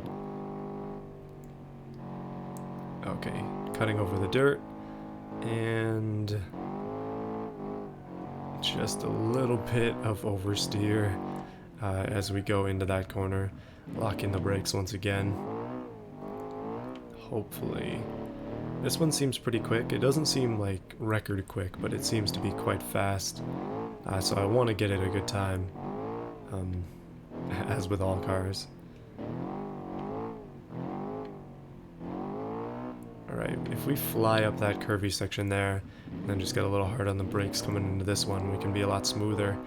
And, again, just kind of ignoring the curvature of that road piece, it's okay to hit that bump a little bit. As long as we can get around this top section, and then just kind of hammer it here, we should be able to get, ooh, that's a 220.429, so another good time there. Not bad.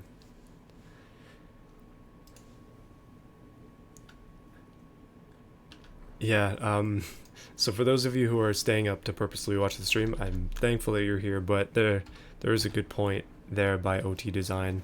This will be a VOD afterwards, so if you are thinking that you'll miss part of it because you need to sleep, don't worry, it'll be up eventually.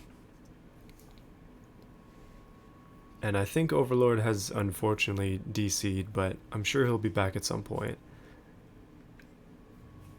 Seems to be a big one this time. Let's quickly check. Yeah, he's rejoining and disconnecting from our call on Discord. So I'm just gonna keep going. We're moving on to the Albatross V206. Again, this one is a very stickered up car. It seems to be really darn fast though, goodness. It appears to be that, we've been calling it a Corvette body, but I'm honestly not 100% sure at this point. It might be the Lancia body, but just slightly different design elements. This is another one with a lot of stickers on it. How many cars left? This is car number, okay, can't really look. Pretty sure we're around 130, so it'll be probably 28-ish cars left. We should be able to get done 28 cars in the next 2 hours or so. That's the dream. I think I have returned. Yeah, I believe you have returned.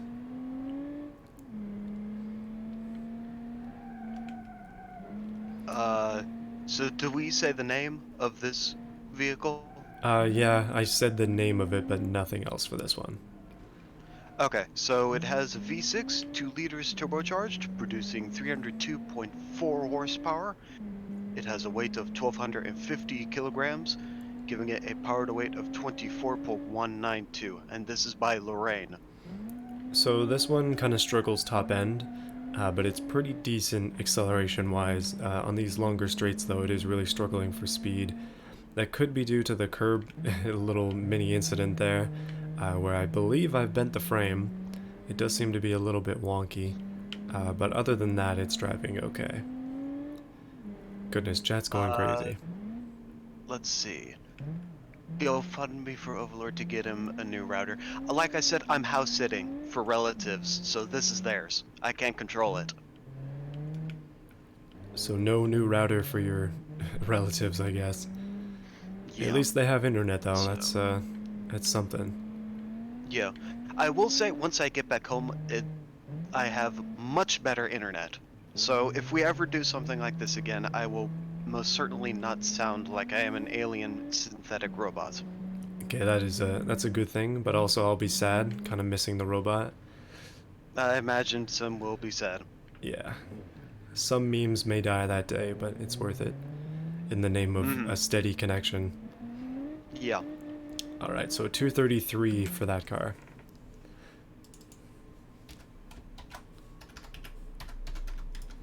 And moving on. Up next we have A. Hernandez 094 submission. This is the Lancia Beta R3. It is an inline 4, 2.85 liters, producing 421.7 horsepower with a weight of 1,198 kilograms. Excuse me. Giving a power to weight of 35.2. And I see that he is also in the chat and has also signed his name on the back of the car, which is pretty funny, but an interesting idea. I don't think I've seen anybody else put their username on the car other than like a side window thing. but I guess you can claim that copyright there. That is an interesting wing placement. Yeah, it's pretty high on this car. Yeah. But other than that, it does have the body to match, I believe. It seems so. Generally, ooh, okay. Brakes, there we go. Generally speaking, we've seen quite a few of these body styles, but I don't think any have Yeah. had such a mighty wing on top. It appears to be the STI style wing as well. Mm-hmm. Yeah, it's very high up. I would not put a wing there unless it was like a very small spoiler, very well hidden. It also happens to have a large roof vent, which is interesting. Mm-hmm. It kind of provides decals as well as venting, but it adds a Yeah. little bit of definition into the roof, which is cool. Mm-hmm. Alright. This car feels pretty quick. Unfortunately, brakes are a little bit small, and wheel spin is also a bit of an issue, but one thing that is quite nice is that the torque curve isn't too heavily oriented to the higher RPMs. It is a little bit more even than some of the cars I've been seeing. Some of them have quite a torque cliff rather than curve. Well, that's what you get with turbochargers. Yeah, especially 80s turbochargers. Since you're mentioning the lack of grip, I will say that those are relatively thin wheels. Yeah, it seems they are quite small, especially considering... wait, how much power does this one have again? Let me take a look real quick. Let's see. 421.7. Yeah, that's a lot of power for tiny wheels. That could definitely be why, because it's not got off-road tires. But that is a 226.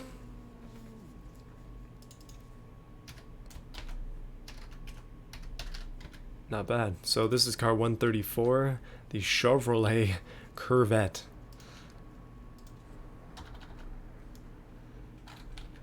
I have a feeling this one, yeah, it might be a Corvette body car. Interesting.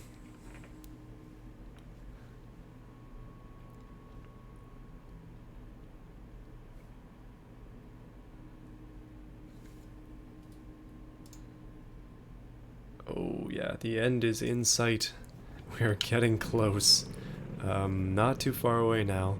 But yeah, let's give this one a go. Okay. You know, interestingly, I don't know if this was done on purpose, but having it say mobile in the back, and also being the same color as a Mobile 1 jug of oil is pretty funny. So this is the jug of oil car, at least in my mind. So this is by WX, I believe that's misspelled, Scrunt? I'm going to say WX Scrunt. This is the Chevrolet Servote. That's how I'm going to pronounce it. It is a V8, 4.7 liters, producing 522.5 horsepower with a weight of 1,235 kilograms, giving it a power to weight of 42.308. So this is another one of those ridiculously fast, like, I don't know if I'm gonna make it down the track alive type cars. Oh, think I missed that checkpoint. Yeah, I did. Okay, we're gonna have to try again. Yikes. Pandan? I would not say that thin wheels are better in off-road. I would say, for dedicated to off-road, I'd say the big, chunky wheels are probably the best thing that you want. At least in automation and converting to beam, yeah. And I would say in real life as well. I believe the reason why you need such big, chunky wheels is so that you have a lot. The air can dampen the impact of the tire against any rough surfaces. In terms of rallies, I don't know what their wheel specs actually are. I remember considering before I even said it in the video for the showcase that there was potential to limit wheel sizes, just because I was concerned that some bodies would be a little OP because of how massive their wheels could be. But I don't know what the actual Group B tire size restrictions would have been. I remember looking at the website, they did have actual restrictions on that, but we ultimately ruled that we wouldn't have those sorts of regulations. Yeah, it would have been a little hard to police. Just Yeah. another thing to look at when reviewing cars. Like the more rules we have, the harder it is to review, because it takes a little bit more time to go through each one. But yeah. Yeah. All right. So this car is a little quick. That's one of the faster split times I've seen through that checkpoint. So we'll see how it does up the hill. If it can hold on to this, then it's gonna be good. Like this will be another top tier time, I think. So if anybody else has any questions for the two of us, please ask away. Well, it seems every time that I've asked this particular thing of you, you've always responded. So go ahead. Yeah, we still have probably 2 hours or so to go. Oh, I see the stream might be mildly dying. Oh, that's a 115 or 215.9. Pretty decent time for that car. Again, a very fast. Yeah. That puts it up into 4th place. Mm-hmm.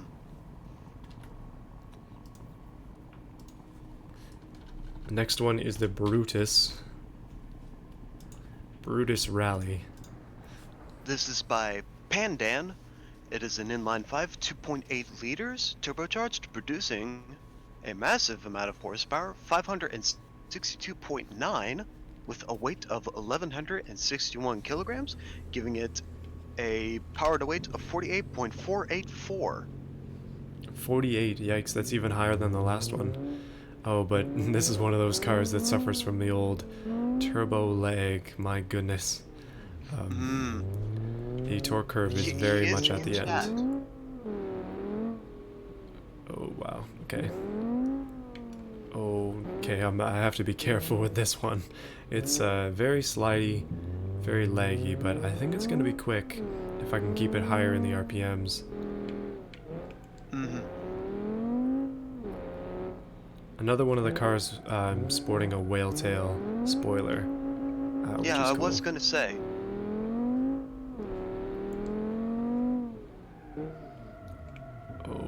Okay, that was a little bit harsh on the brakes on my part, but also hard to get this one to stop. Probably just because we're going so fast. Okay, there we go. Charlie Benici, this is Overlord. I'm a moderator in the Discord, and I helped write the rules for this one, and I have reviewed every single entry within the Discord. Yeah, so he played a big part in the showcase, and that's why he is here to help go through these cars.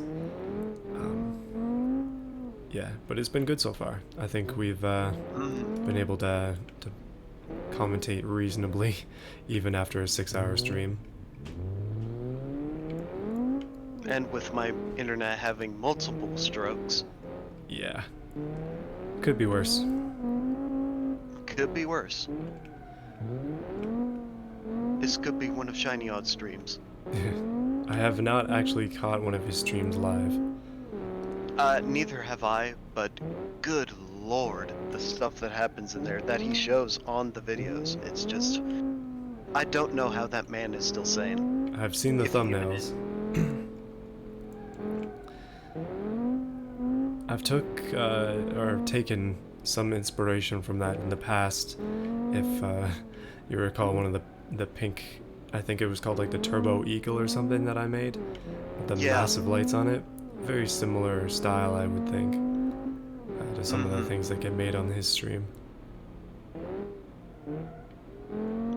So, yeah, I do not know how that man is still sane. I really don't.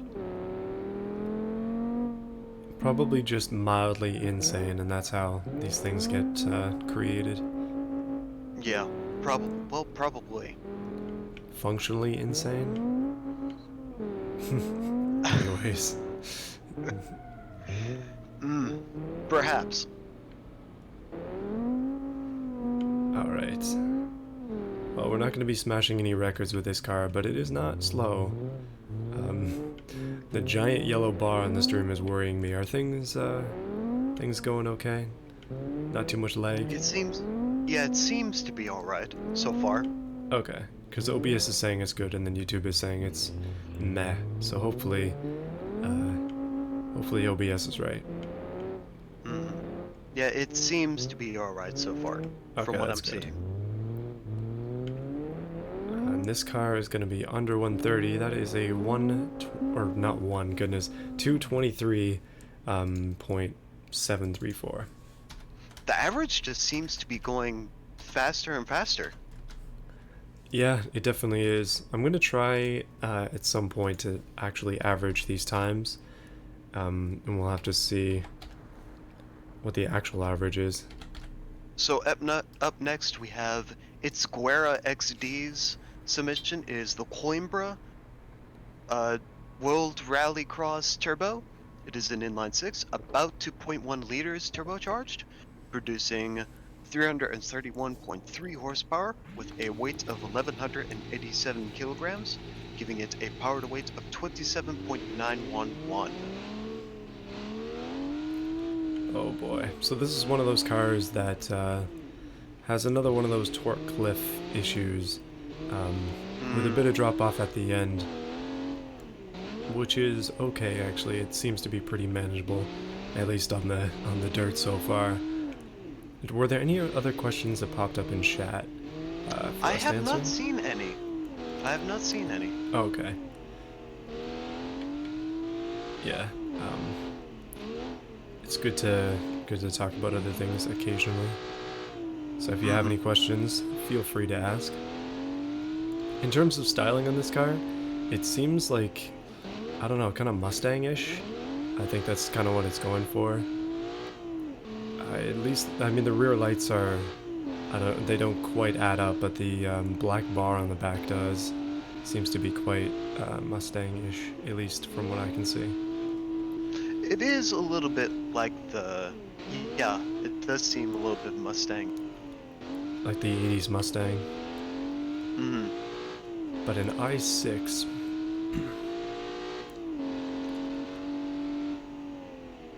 Alright. It's an interesting choice of engine. So it's a turbo i6, interesting. I don't know, I think probably of the statistics that I've very briefly seen, the i5 is probably the best engine for this. Being able to put out the most power with small displacement. But still With the i6 turbo. is, yeah, definitely with a turbo. But with the i6 is still like a decent competitor. Blastermaster, please make a Tesla Roadster limousine. That's my question. Are you willing to make a Tesla Roadster limousine? Well, actually, that's not entirely possible because there are no electric vehicles in automation. Yeah, there are no electric vehicles, so I don't even know what we would do for an engine. We can maybe style something like that, but there are very few limousines in automation that actually work. So I believe that there is actually only one body that legitimately works as a limousine, and then the others not so much. Yeah, there is one on the workshop though. I know that for a fact. Yeah, I have a few from the workshop. But, right. Yeah. People have told me that the extra long one does not actually render. So the next submission we have is by Droid. It is the NF. I'm gonna hope that means World Rally 86.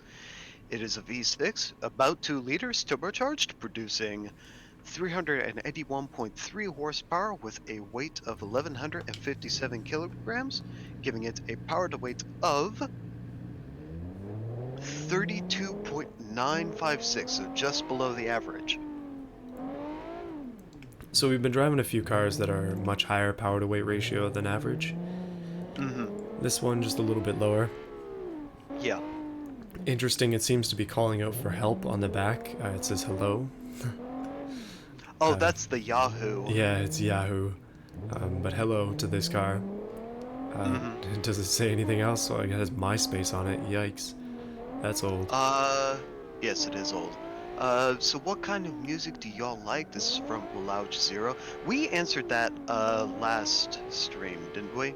Yeah, we can definitely answer again if you're willing to. Yeah, I mostly like all music except for the country that spouts out of this country. The country music that spouts out of the US. But in any case, my favorite band, which I've said last stream, is Sabaton. It's a Swedish power metal band. I think they're currently on tour. I can't remember where, but yeah, they're a good band. I mostly like them because they have good music, and the stuff that they make music on is historical in nature. So yeah, for me, my favorite band is Reliant K. Pretty much the same as Overlord in the sense that I'll listen to pretty much anything, except for country. Not a country fan. Mm-hmm. Yeah, that's pretty much it. Yeah. I think Samantha asked a question before, but I forgot what it was. I'm not seeing a question Oh, I by think it was Samantha. front-wheel drive, Oh, rear-wheel drive, or all-wheel drive. yes, here it is. Automation standards? I prefer all-wheel drive. It allows for a lot of customization for how much distribution you want, and it definitely cuts down on the wheel spin. Yeah, that's true. I think I'd probably be the same in automation. A lot of my cars are very wheel spinny, but in real life, I've owned an all-wheel drive car, my Subaru, obviously all-wheel drive, but my Infiniti is rear-wheel drive. And personally, I like the power of the rear-wheel drive, but the winters in Canada are not particularly kind to me with rear-wheel I drive. can, I can Uh, imagine. so all-wheel drive is much more practical around here. Um, Mm-hmm. but yeah, probably rear-wheel drive for me. Mm-hmm. Let's see. Any more questions? What do you think of the Boxer engines? They, well, I guess I feel the same about them normal normal V engines. I mean, it's a bit of a quirk, but I guess I just don't know enough to make an actual judgment. So if you're talking about real life, um, boxer engines are most commonly found in Subarus, at least in the Yeah, less expensive cars. I mean, you could probably get a Porsche with one, but yeah. in my experience with it was not particularly good, just because I had so many issues. Mm, But in mm, automation, they're pretty fun. Like the low center of gravity is good. Uh, yeah, you can get a right. lot of power out of a boxer engine as well if you really tune the Boxer 6 right. Mm-hmm. So the next car we have is by JG Solo. I know he's in chat. It is the Solo Raven. I know he was looking forward to this quite a bit. It is a V6, 4 liters, producing 491.8 horsepower with a weight of 1,124 kilograms, giving it a power to weight of 43.754. He said that this will blitz the track, so let's see how it will do. I'm fairly certain that he's quite right about that. It is very, very quick, suffering just a little bit on turn in comparison to some of the faster cars I've seen, but the brakes are really strong. The styling is really good on this one. Off-road tires is I not agree. really lending well to the grip situation, but on acceleration it's not bad. It's just mostly a cornering issue. Yeah, Hmm. good overall though. As long as we don't miss this checkpoint. There we go.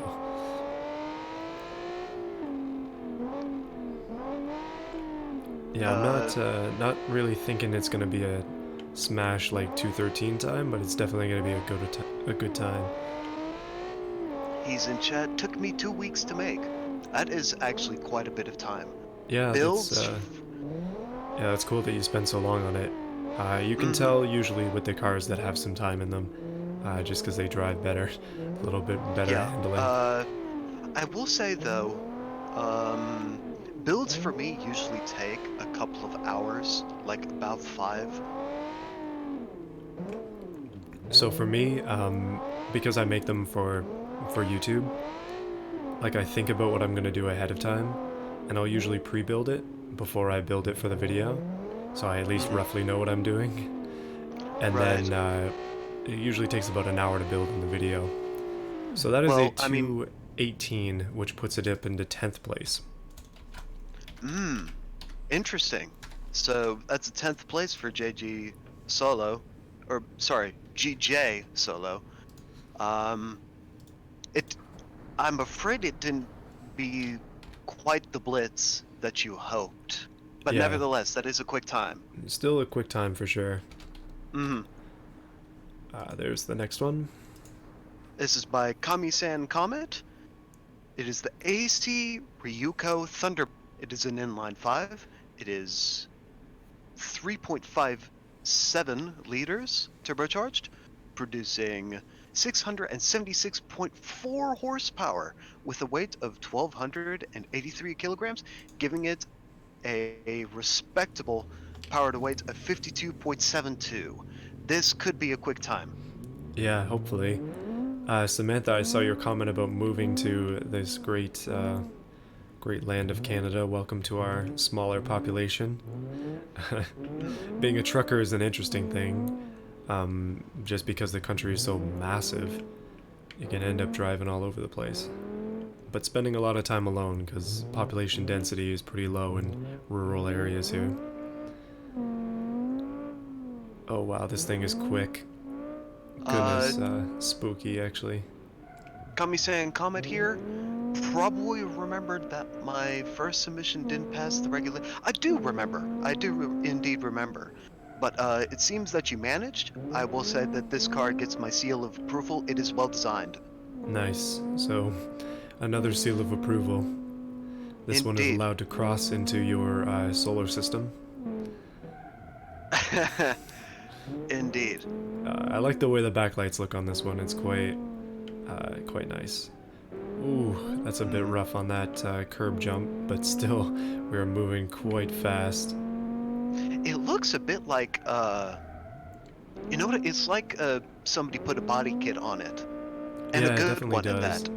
I think, yeah, like it's got a huge rear splitter as well. Um, or diffuser. I keep calling it rear splitter, but yeah, diffuser. Thunderbird was my quick attempt, so I don't think it will do well. It seems to be doing well so far. I will say. Yeah, so far so good. It's pulling heavy to the left currently, just because of its curb incident earlier. Oh wow. But it's decently handling and definitely drifts well. It's got some good power. No problem on the hill at all so far. Foxy, so are the front or the back vents fake? We actually learned this, was it last stream or the stream before? Any back vents actually do have a purpose in rallying, so I don't think any of them would be fake. Yeah, it's assumed that back vents are for back radiators. And to filter out any dirt that is hanging in the back. Yeah, so that car just got a 216.088, which puts it up into 5th. Ooh. So, Kami-san, Comet, you got a 5th place. That's a pretty good time. Yep, for a quick submission before the deadline, I will say that that was a fantastically quick car. Yeah, I think without its issues, it would have been even better like that. I was, or without the issues that I caused for it, I mean, like the crashing. But yeah, that was a pretty good one. Let's move on to the Group B. Fakura, I guess so. this is by Lelouch Zero. It is an inline 4, about 1.8 liters, producing 284.5 horsepower with an even weight of 966 kilograms, giving a slightly below average power to weight of 29.451. So yeah, 29 is just a little bit below. That's 4 points below average. But the end is near. This is car number 140, so 18 left. We are getting pretty darn close to the end here, folks. Pretty cool to see this happen. Yeah, we'll be able to tell the fastest few times as well, just from the game itself showing. So perhaps once we get to the end, perhaps we could state perhaps what surprised us the most? Which one surprised us the most? Sure, just remind me of that when the end comes. I will. Yeah. We can talk about some of the cars that we like the most. Just give things a little bit of a wrap up, and then that'll be it. Yeah. So I am noticing that you're drifting this one quite a bit. Yeah, this one definitely likes to break it loose. It's another victim of the old turbo lag, so once you get it to a certain level, it breaks it loose for you. You don't even have to try. Indeed. Any other rogue questions come in on the chat? Not so far. We are Okay. still taking questions. Yeah, definitely. So it's 9:30.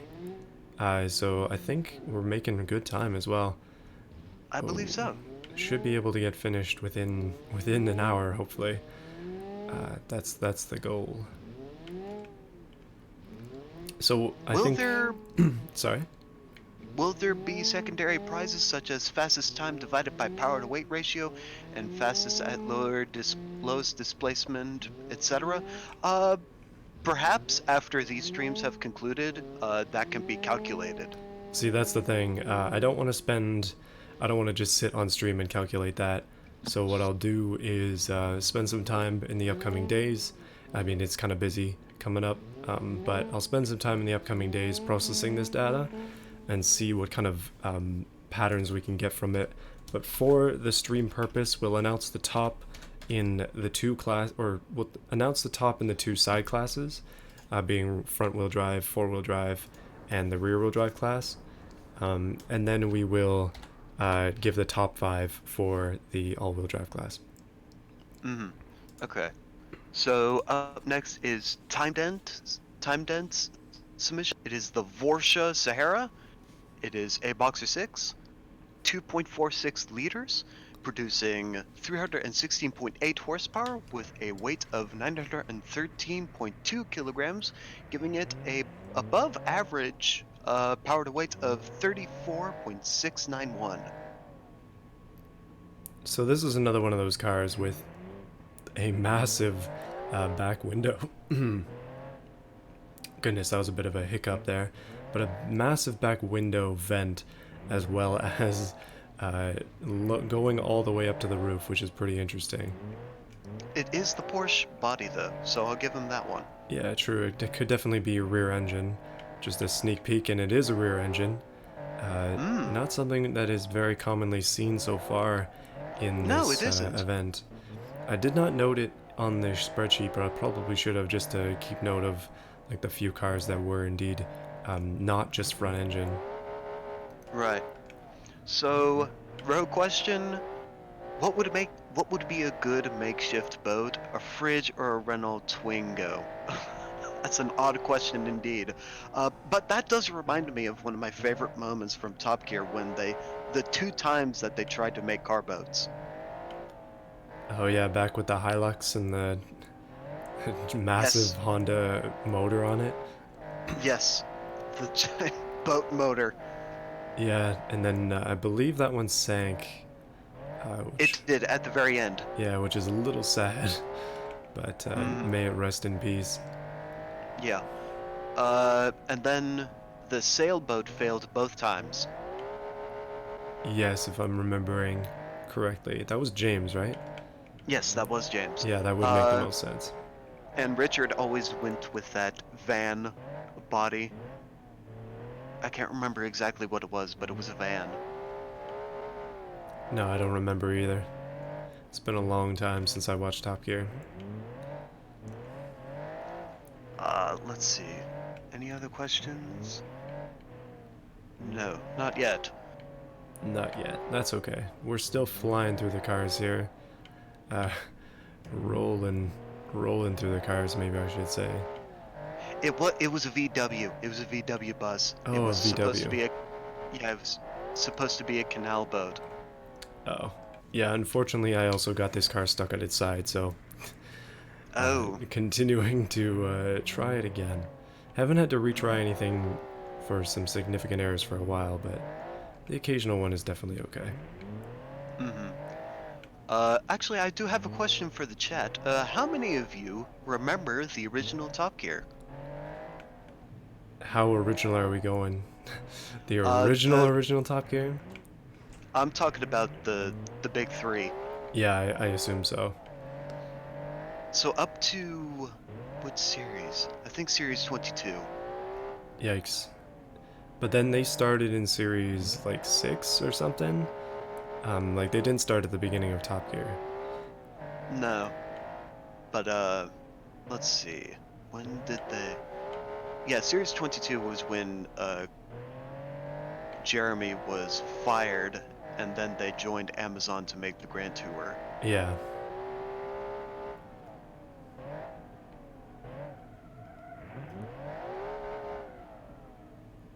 Oh boy. Okay. Hopefully a bit of a better run for this car. The concentration is real here. Yeah, trying Uh, not to fail this one. Once again. yes, the Black Stig era. No, not 90s. Top Gear. It's when all three of them were together. When it was Jeremy, Richard, and James. No, not without Tiff Needle.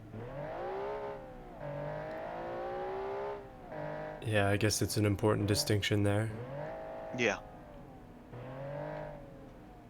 Have any of you seen American Top Gear? Um, I, I, d- I haven't, and I don't think I ever will want to see it. I've actually watched a few like clips of episodes, and it doesn't seem bad. It's obviously not the same as UK, uh, especially the classic UK that we talk about. Yeah, it's just the trio is just they're unforgettable. Nobody could ever replace them. Pretty much. Uh, I remember that American Top Gear used to be trying to mimic the UK, and then they eventually just kind of stopped and started to do their own thing. But I've watched a few of their challenges before. Alright, next one, Prancer. Seems This to be a is common by name. Yeah, this is by Alex GH. It is the Mitsura Oh, you've about seen... 2 liters, Oh, yeah. producing 330.6 horsepower with a weight of 1,168 kilograms, giving a power to weight of 28.305.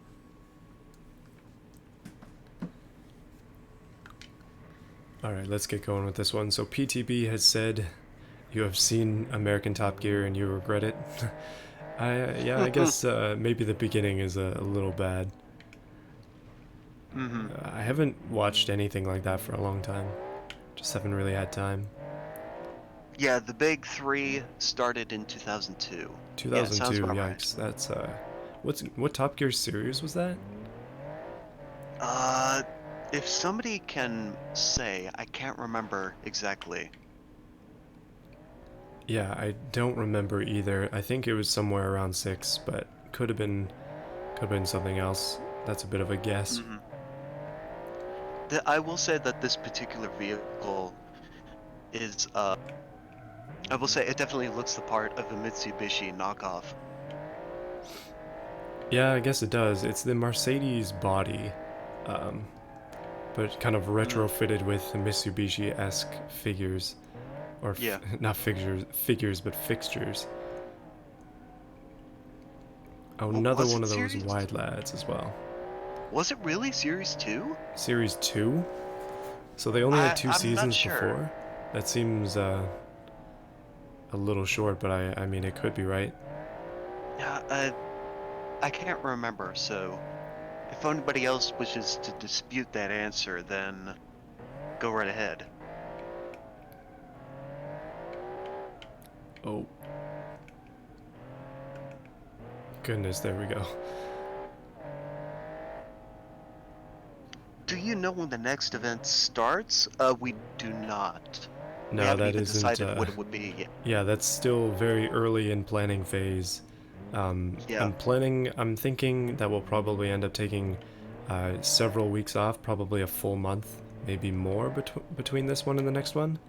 I know that seems like a lot of time, but I think it's important to make sure the next one is like really set up properly, and then Yeah. obviously details are to be determined.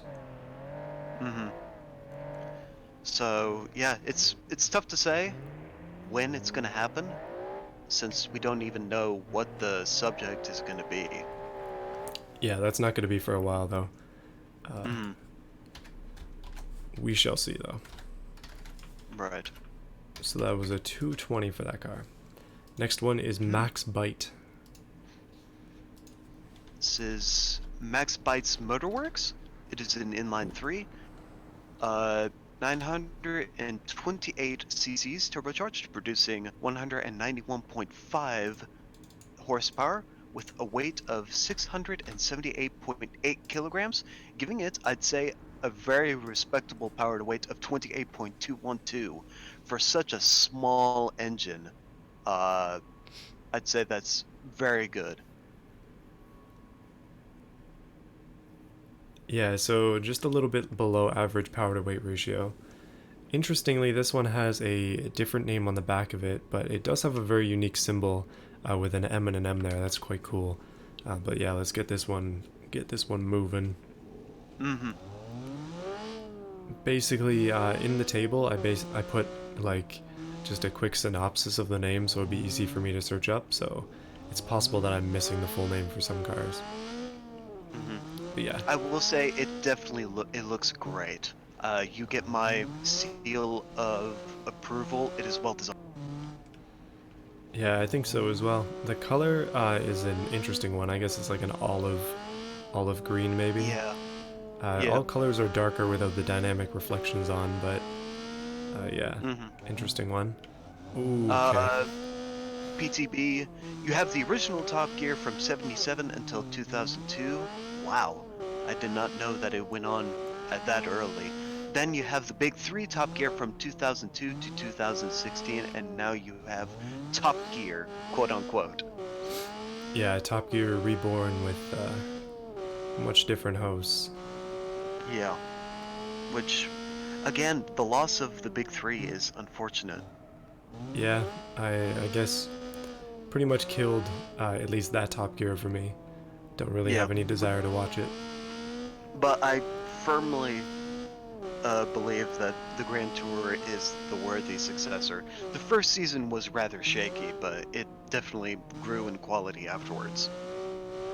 I haven't seen much past the first season, so I guess I'll have to continue to watch it.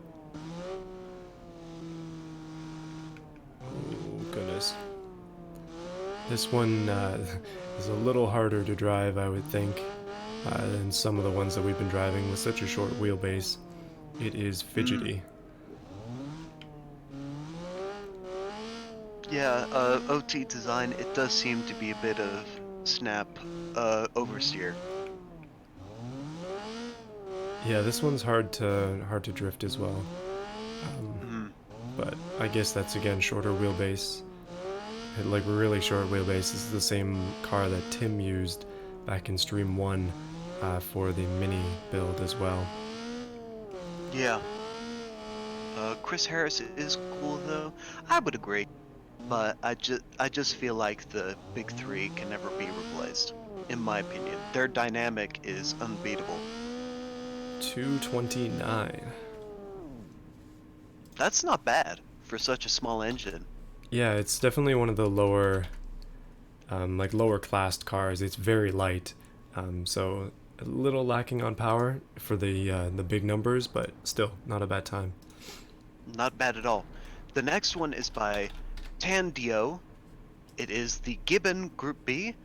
It is a V8. It's about 4.5 liters, producing 413.8 horsepower with a weight of 1,282 kilograms, giving a power to weight of 32.278, so slightly below average.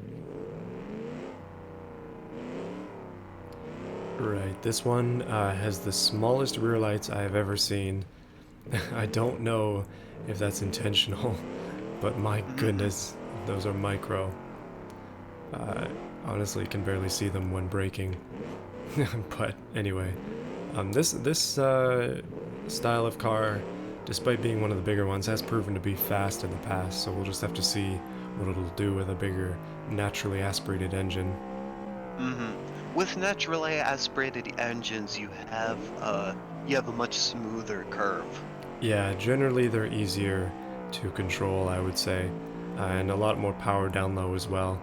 A lot of the turbos, they only really big, like they only really get their power up high, which is fine for some sections, but they struggle in the slower areas. Right. Right, so I think I saw a question about graham crackers in the chat, and them not cracking on the lines that are cut out.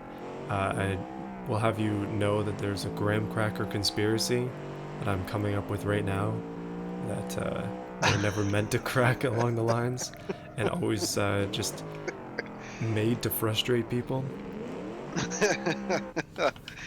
uh, that's refreshing to hear, I'll be honest. I don't know, it always happens to me too. Trying to make s'mores or I something. definitely, I love s'mores, personally. It's also very nice because back in North Carolina where I live, we have a fire pit, in the back. Oh, So, that's nice, yeah. I will say about this car, the rear is very sparse. Es- Especially because those rear lights are very, very tiny. Yeah, they are incredibly small. I think this one might get the record for the smallest rear lights so far. That's honestly the most notable thing about it. It is using the same wing that we have seen quite a few times, but it That appears to table, have a different wing on top of it instead, which is interesting. mm-hmm. Not a slow car though. I have unfortunately failed it twice already. Well, let's see how it gets on in this final run. Yeah, so this is time number 3. No matter what happens, it keeps going. And that's not a good way to do it. Ooh, that was a bounce and a half there. Um, Yikes. So, for the audience who is watching, any more questions? We're happy to answer them. Yeah, we're getting close to the end, so if you got any questions you need pertinent answers to, now is the time. This is car 144, so there are 14 left, including this one. It's not cool to make fun of a man's slide size, guys. uh, Again, very refreshing. Yikes. It seems like some of the other cars might have been compensating. Well, that was by Samantha Connor. Yeah. So, what about quad turbo cars? I have no experience with them, especially since it's not available in automation. Perhaps you can allude. I think that would probably be more of a custom only thing. If Yeah. you've ever seen the YouTube channel The Boss Garage, they have a quad turbo Audi Quattro, um, which is pretty sweet. Mm-hmm. But yeah, that's the only one I know of.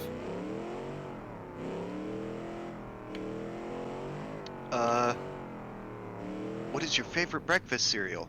We're getting into like the first day questions, if I'm honest. But nevertheless, All right. what is your favorite breakfast cereal? Captain Crunch.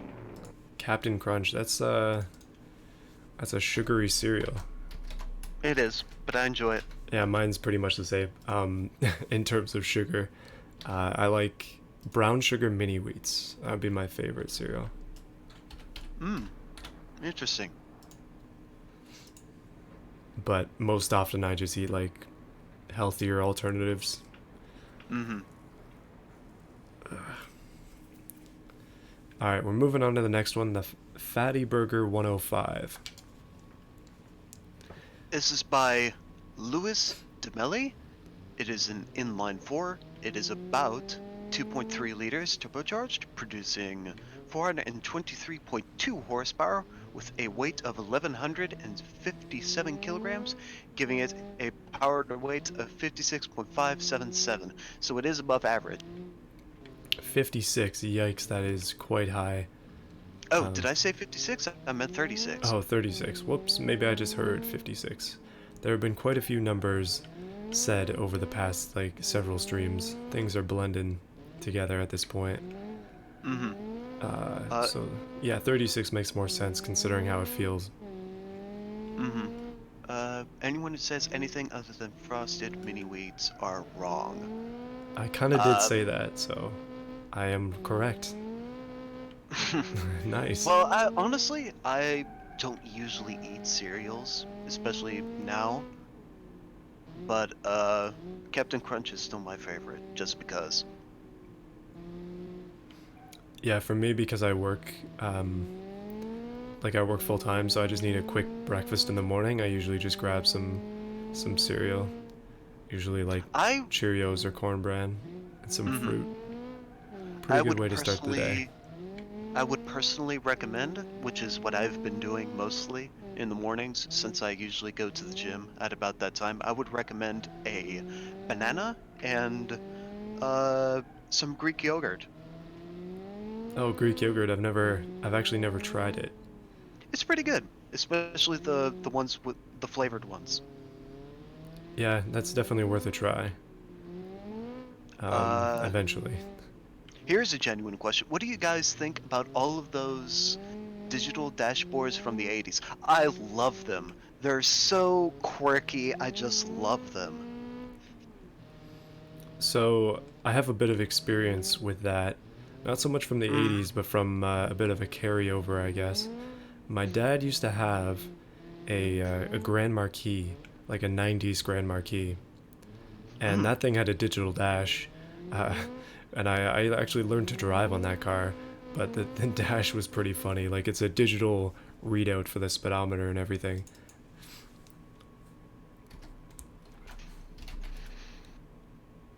Definitely a unique feature. Something we don't really see anymore. Although they kind of are coming back, just not in the same, like, coolness. Fashion. Not in that retro vibe. No. Up next, we have Tomkek. Good grief. It is the Merberu 124B. It is a boxer 4 liters, with putting out 364.9 horsepower, with a weight of 1,176 kilograms, giving a power to weight of 31.029. Oh, this one feels pretty fast. I see some arguments against Greek yogurt in the chat. I think you may have to defend yourself here. Let's see. Meta says Greek yogurt is legit. Somebody said it tasted like sour cream. Yeah, that's normal Greek yogurt. I can definitely see that. But I usually go for the ones that you can put your own flavor in. I would also recommend putting granola into it. That's a good touch, I would say. Yeah, that sounds pretty decent. I know some people who do yogurt and oatmeal as well for breakfast. Greek yogurt plus honey equals money, coming from a Greek. Yes, I do agree. Putting honey into your Greek yogurt will definitely give it some flavor.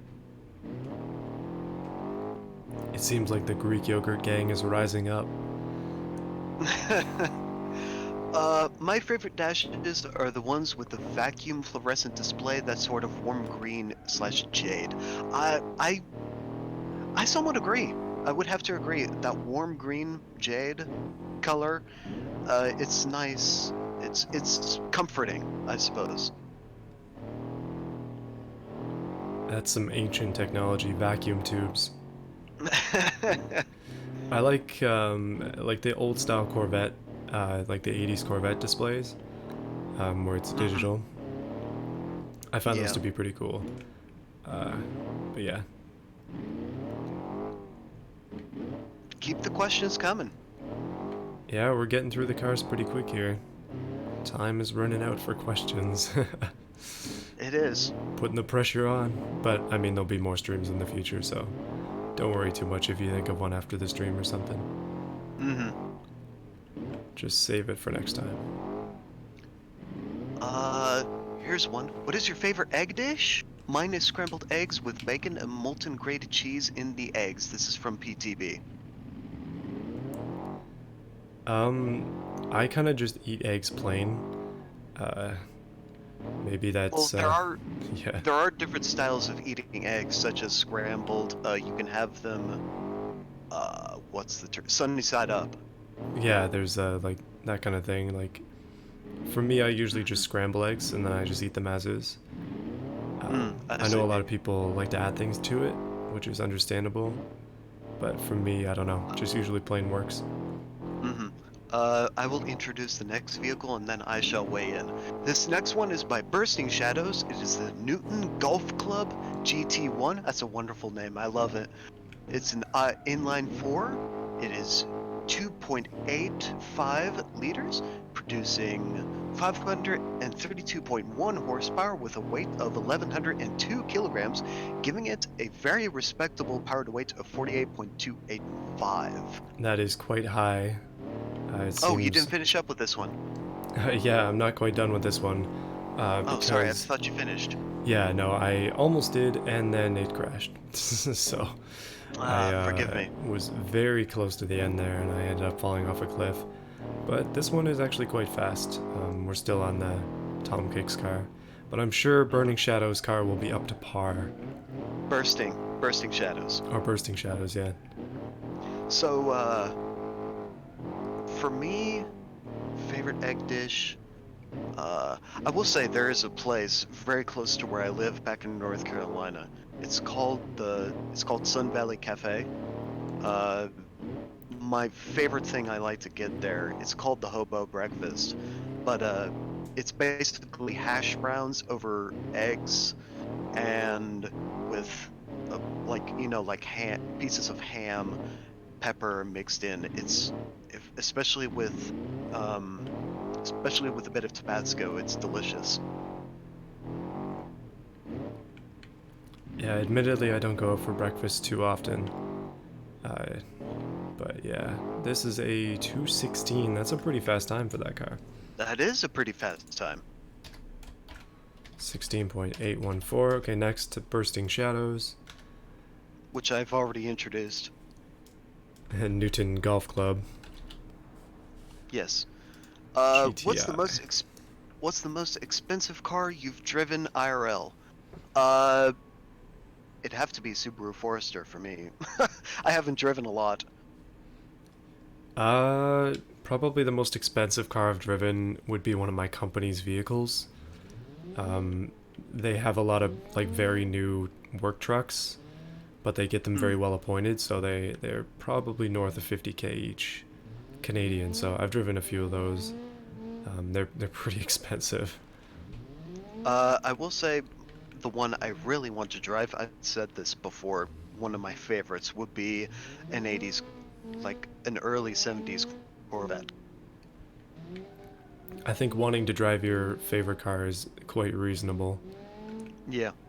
Same thing for me. I really want to try out an R33 GTR, maybe one day. Hmm.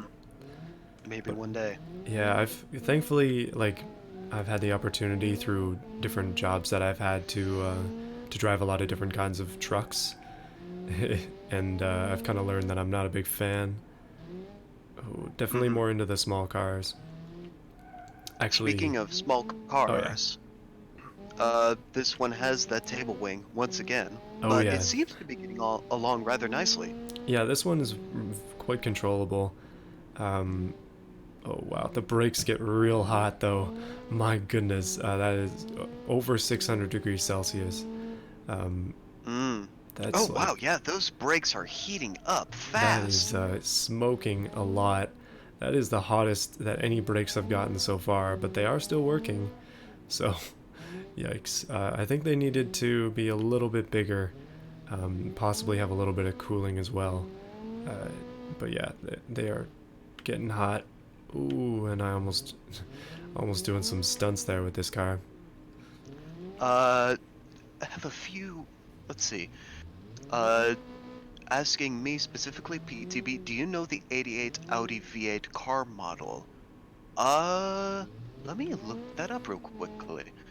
Audi 19. Let's see. This one, yes. Ooh, that, I have seen it plenty of times. yikes, that was quick. That puts it up into third. 214.957. Ooh, that is quick. I think without the bent wheel, that one probably would have won this competition. That was really fast.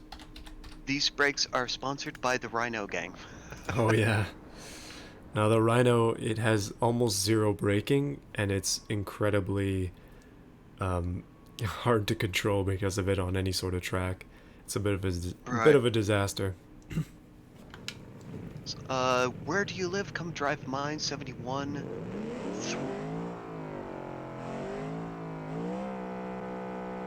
Oh yikes, we're getting that hung up issue again.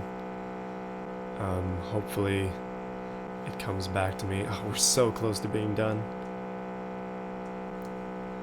Come on, game, don't give up now. Just seems to be the BeamNG that's frozen. Oh, we're gonna have to let it very carefully let it come back to us. Come on, Beam.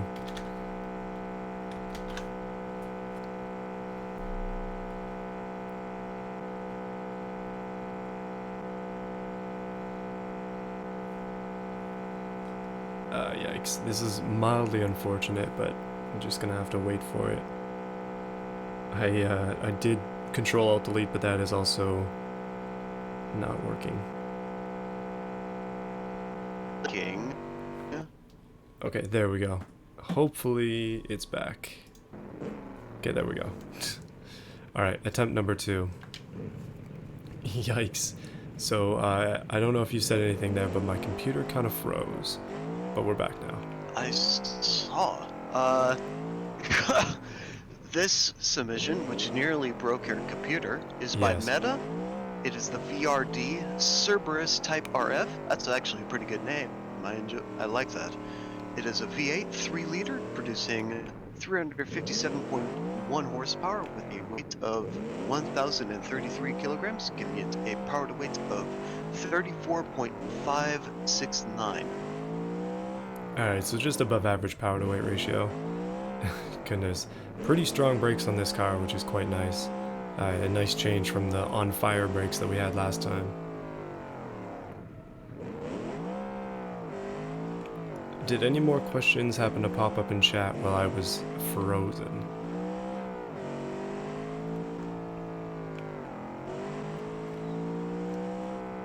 Oh boy. There we go. Just barely made it around that corner. Sorry. I think you're slightly cutting out, Overlord. Not sure. Sorry, I think I'm back. Yeah. Seems so. Samantha Connor.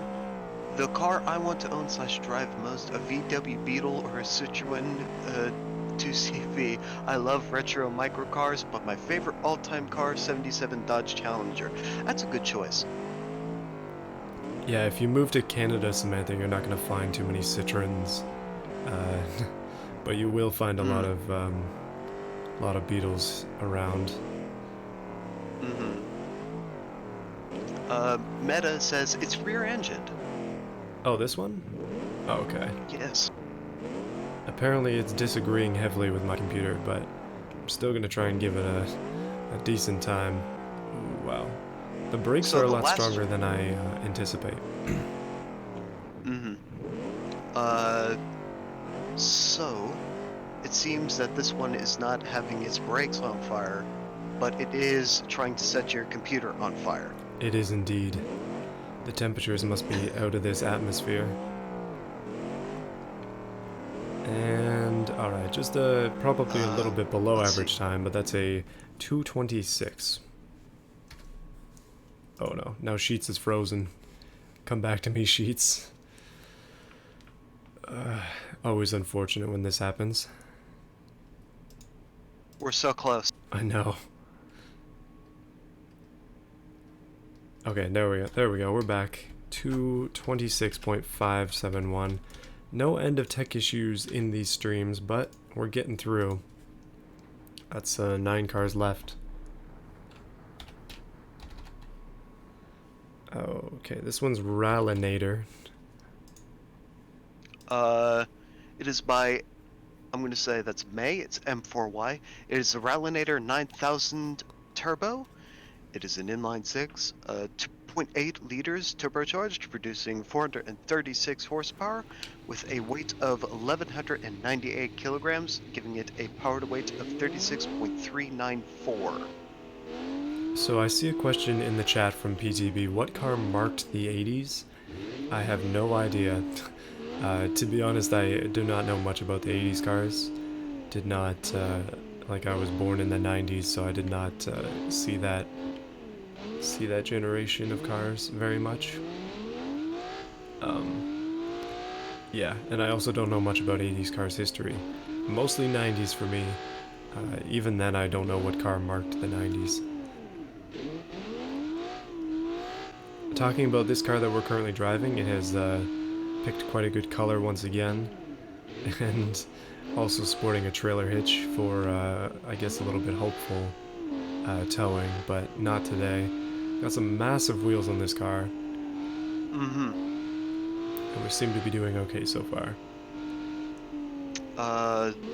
Yeah, I don't know. What car marked the 1980s? That's a very difficult question to answer. I feel like there's no definitive one for such a question.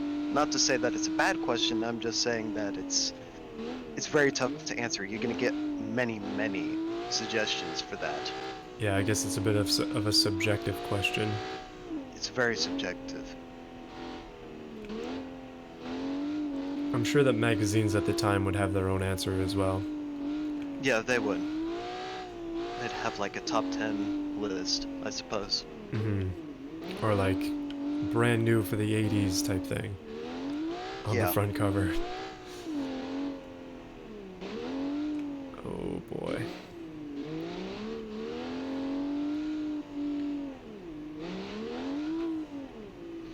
Keep those questions coming. We're still lacking in things to discuss. Yeah, we're still well, we still have, this is car number 9 left, so still got at least 8 more cars left once this one finishes. And then yeah, we're actually making good time though. I think we're gonna hit the goal probably just a little bit over, but that's not a big deal. So 216.2 for that car. Putting it up into 7th.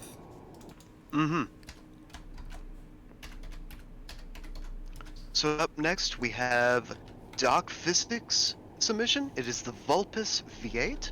As it says in the name, it has a V8. It is 4.85 liters, giving just under 600 horsepower, and it weighs just under 1,300 kilograms, giving it a power to weight of 46.182.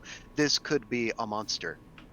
Yeah, this could be a bit of a challenger to the track. What's your opinion of the Aussie car culture? I don't know. I like the Utes. I like the Utes that they produce. Yeah, I think Australian car culture is very different to like what we see here, because they have a lot of restrictions, especially in comparison to the US. But it's cool to see what people will do under even heavy restrictions on their like with their cars.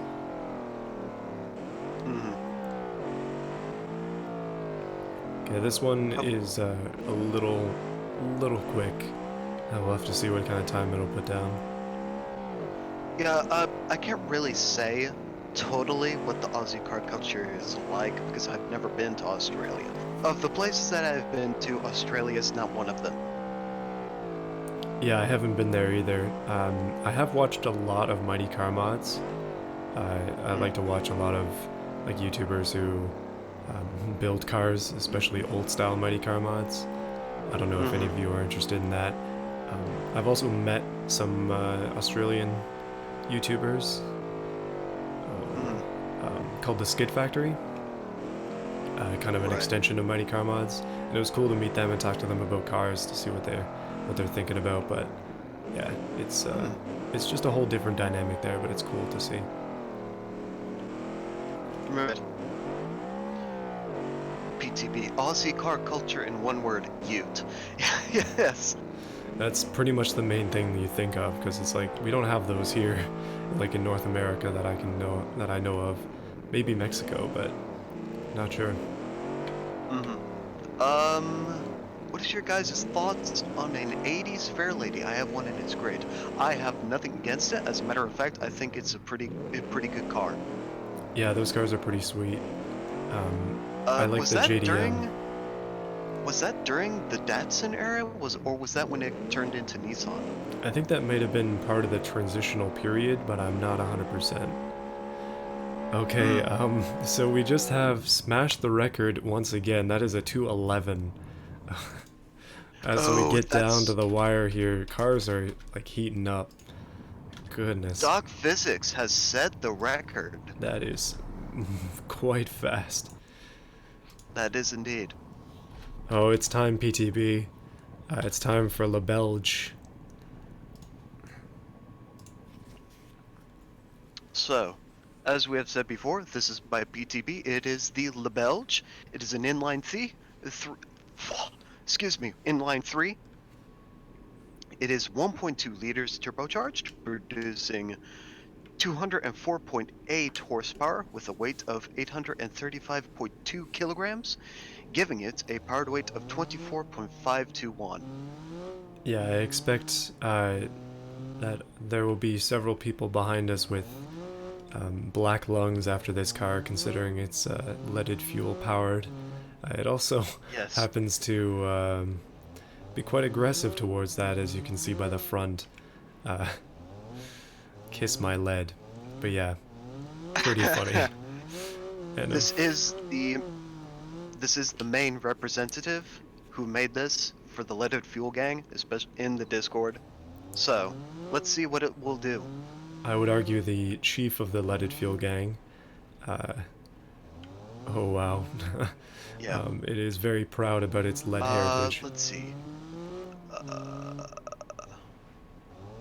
Sniper Dragon. It says Nissan on it. He has the question about the Fair Lady. So yeah, it must. So that was during the Nissan, or yeah, that transitional period. Oh, okay. I've been seeing a lot of 300 ZXs on Kijiji, which is like our version of Craigslist. Um, Mm-hmm. and I've been thinking about like Or project car like ideas. Craigslist is. Hmm? I won't argue. I think it's more for, or at least I thought. Sorry, what were you saying? You kind of cut off a bit with a robotic sounding auto tune. Let's. I swear I thought Craigslist was something else. It's a like a selling stuff Yeah, site where it's a anybody can sell job stuff. site. Craigslist. As far as I know, it's a sell anything type of site, but that's basically what Kijiji is. But people post their cars on there, so you can take a look and see what's available. But yeah, I've been seeing a lot of 300 ZXs in pretty rough shape because unfortunate Rust Belt area. I mean, but yeah, still interesting project ideas coming from seeing those. Oh boy. Okay, the LaBelle just struggling a little bit down on power to go up hills like this, but it's not bad. I don't know what the 96 is supposed to represent. Is there a reason for that number, PTV? Is that the octane? I guess we only have like 92, 98 for lead, but I don't know. Maybe something special. Uh, PTB. This car is the main competitor for the Bugo. I say it's leagues better than the Bugo. Yeah, it's got about 170 horsepower on the Bugo, but it is also sharing the same body as the Bugo. Samantha Connor, Craigslist, Gumtree, etc. are sorts of classified ads like from newspapers back. That's exactly it. Yeah. So it's a myriad of things. Yeah, basically that's what Kijiji is here. Just our version of Yeah. it. Yeah. So it's the classifieds. Yeah. This one, Tro Rally Performance. I remember he was in the chat. He was. He was. Not this stream, but it was like last stream maybe. Oh, so you couldn't go for the meme numbers, so you went for 96. Okay, that makes sense.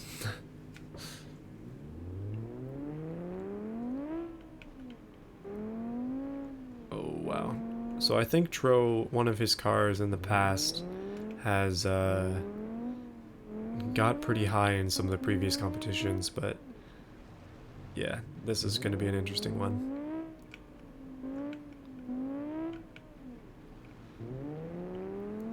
Am I here? Yeah, you're here now. Okay. Sorry, I think my internet had another stroke. This is by Trobot. You've said the name, I managed to hear that. It is an inline 5, 1.4 liters turbocharged, producing 370 horse with a weight of 898.4 kilograms, giving it a power to weight of 41.184. That is a respectable power to weight. Yeah, that's a pretty good power to weight ratio, especially considering the average.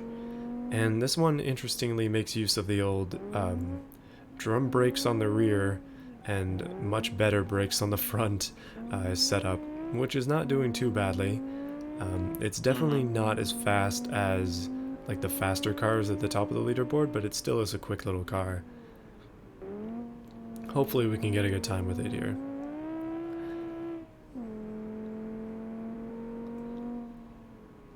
Oh boy.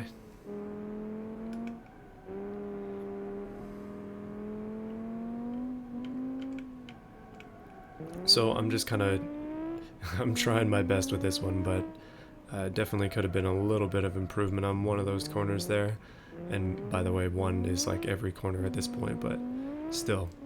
I feel that as the time has gone on, like I've been able to do a lot better with these cars. And just a lot more used to the track and different things.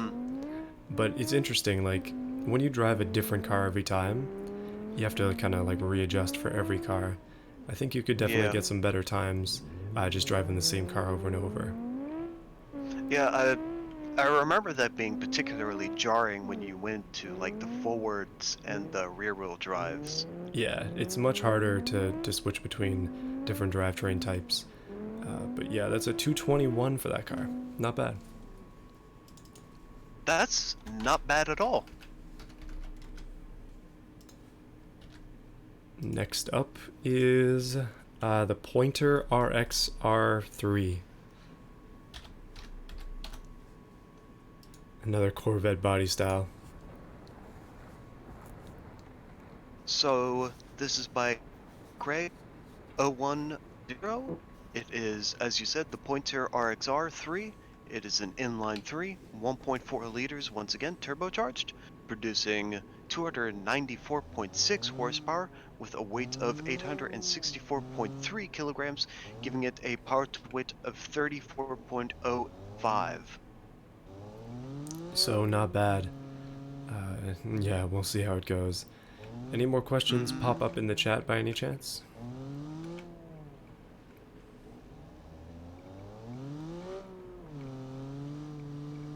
Okay, I guess I will say we're at car 153, so 6 left, I guess, from what I can tell. 5 after this one. We're almost to the end. Almost to the end. Pretty close, actually. At 2.5 minutes each. Okay, we should finish just a little bit after the time that I anticipated, so that should be pretty good. So, if there are any more questions, please ask them. We're here until we finish up these cars and we do our final ruling on how everybody did, and then we point out, I guess, we point out the biggest surprises that we've seen. Yeah, that seems pretty reasonable. I think we're going to talk about, just briefly discuss maybe the favorite car of the competition, which I'm kind of trying to think of now because I don't even know. There have been quite a few that are pretty cool. Yeah. Not necessarily by performance-wise, but I'm thinking more on the styling end of things.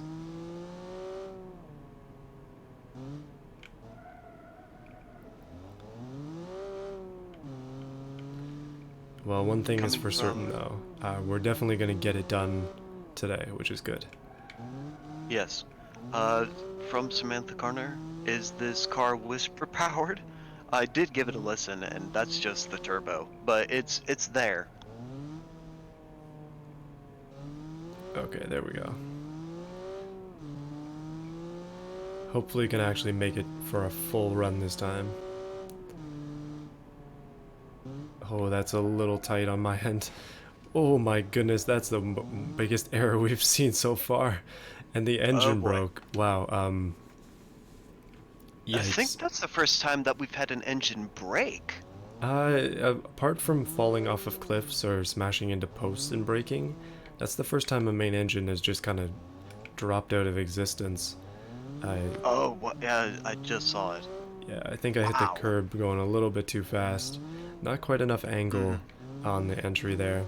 But this is the last time for this car, so hopefully I can get it through. Hmm. So, anybody else? Any questions? We'll answer them. We're still waiting. Yeah, well, we're almost done with this. Almost done with this competition. Actually, it has been. I guess we could do a bit of a wrap up as we go through the last few cars. So, yikes. Oh, there is a question actually now. Samantha Connor, can we add a disclaimer to the next event telling people that manual diffs will be? We did put out a warning for this time around that manual diffs would be ignored. Yeah, that was part of the initial thing. Um, So we did give that warning. yeah, that's generally how things go on these competitions. Anyways, I usually wouldn't be locking dips or like in more modern cars, ESC for example, I would always leave it on. That's just because it's how Yeah. the car came. So I'm intending to keep that rule consistent throughout the like upcoming events and such. So yeah, just keep that in mind when you're building things. Mm-hmm. I'm sure the next time, I don't know what kind of arrow we'll go for, but if it has ESC, for example, then we'll be probably leaving it on anybody who decides to put it on their car. Mm-hmm. Have either of you ever driven on a track? Go-kart track, if that counts. Yeah, same with me. I've driven a go-kart track, but no actual track. Mm-hmm.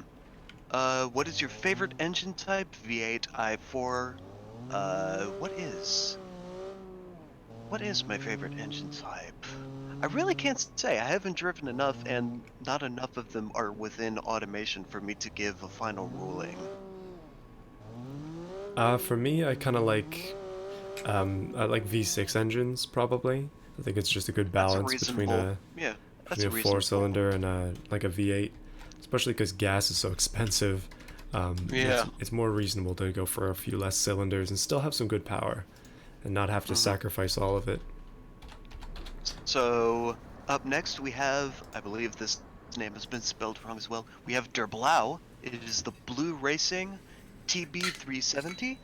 It is an inline six, 1.6 liters turbocharged, producing 374.3 horsepower with a weight of 905 kilograms, giving it a final power to weight of 41.359.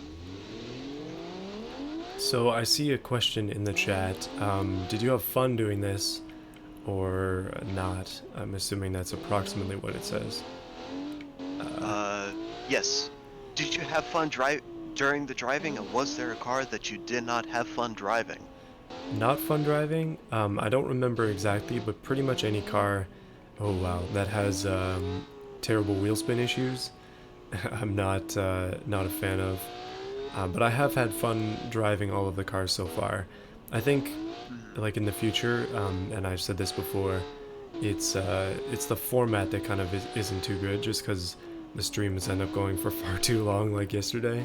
And then after a while, it kind of just becomes a bit of a chore to get through all the cars. But I'm pretty Yeah. excited now to finish, and then to move on to what comes next, which we'll have to figure out. Mm-hmm. Coffee or tea? For me, it's tea. I only drink tea, and I drink tea black as well. Hmm, interesting. Uh, out of those two choices, I would say tea as well. I do put sweetener in it though. But if I were to pick something on other than that, I would say hot chocolate. Yeah, hot chocolate is pretty good as well. Let's see. Any other Yeah, I try question? to avoid sugar with a lot of things, just because, well, it's probably best to be avoiding it. So Mm-hmm. generally speaking, I usually get tea, like it would, if I'm going for a hot drink. Mm-hmm. Oh wow, this microcar Uh, is fast, by the way. let's see. Favorite cheese? Pepper jack. Not a fan of cheese. Can't really eat dairy, so cheese is Oh. not particularly good for me.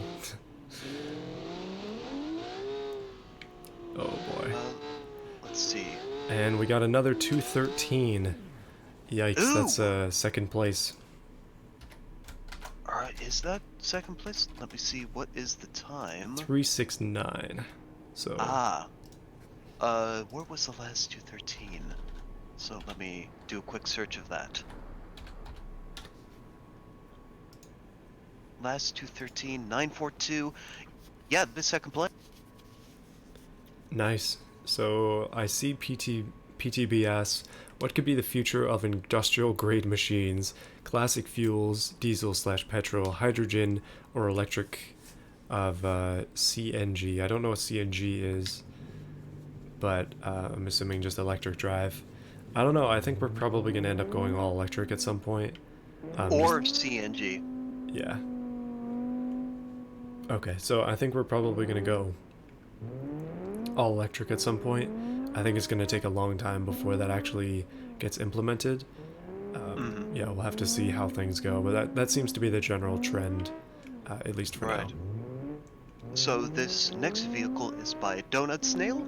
It is the Boulder Boxline SW4-G. It is an inline-5, 2.1 liters turbocharged, producing 429.8 horsepower with a weight of 962.9 kilograms, giving it a power to weight 44.636. That's pretty high power to weight. Uh, this is another Bugo body car, but this one's got some pretty well done fenders on it as well, which is cool. Okay, as long as I can get around the corner, there we go. These tiny cars are actually quite fast. Maybe keep that in mind, but this one has got some Gas. huge sidewalls. Sorry, what was that you said, Overlord? I think you might have got cut off.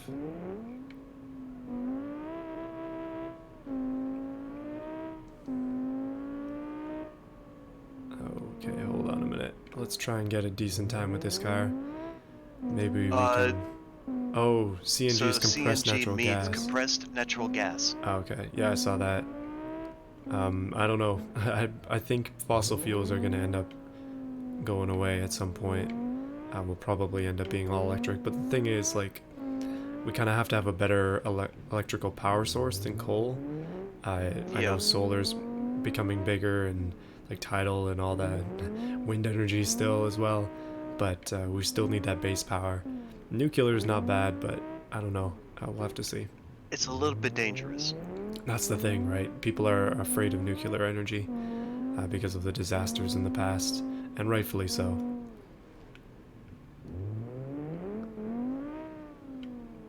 Oh no. Goodness, we're so close, but I keep dropping them off of cliffs. This is car number 4 of the cars we have left.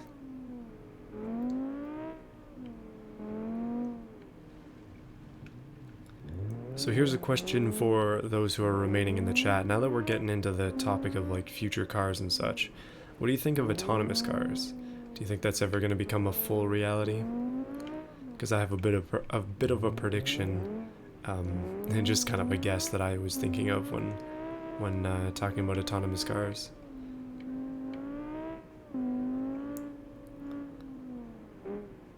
Oh, I see somebody also saying Fallout 77. You might have remembered from a long time ago, I mentioned in a stream that I like Fallout games quite a bit. Haven't played Fallout 76. I had the opportunity to get it for free, and I ended up picking something else instead. I'm just not interested. Um, but yeah, more of a Fallout 4/3 kind of guy. And New Vegas is actually quite cool as well.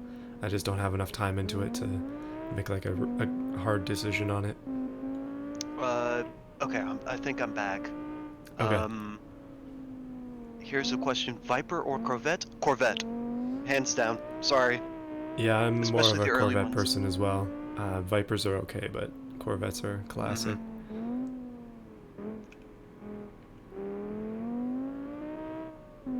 So I'm not seeing too many responses. Full autonomy, probably not. If so, limited vehicles like trains and stuff. Yeah, trains are definitely a very high potential for full autonomous. I think Jeremy put it best. If an autonomous car can drive up the death road in Bolivia, do you remember that particular episode? That really thin road in Yeah, Bolivia I that they had remember to that drive one. across? Yeah, he said once a car drives through that, then then he will trust autonomous driving vehicles. Until then, he doesn't trust them. Oh, So, and okay. I have to agree.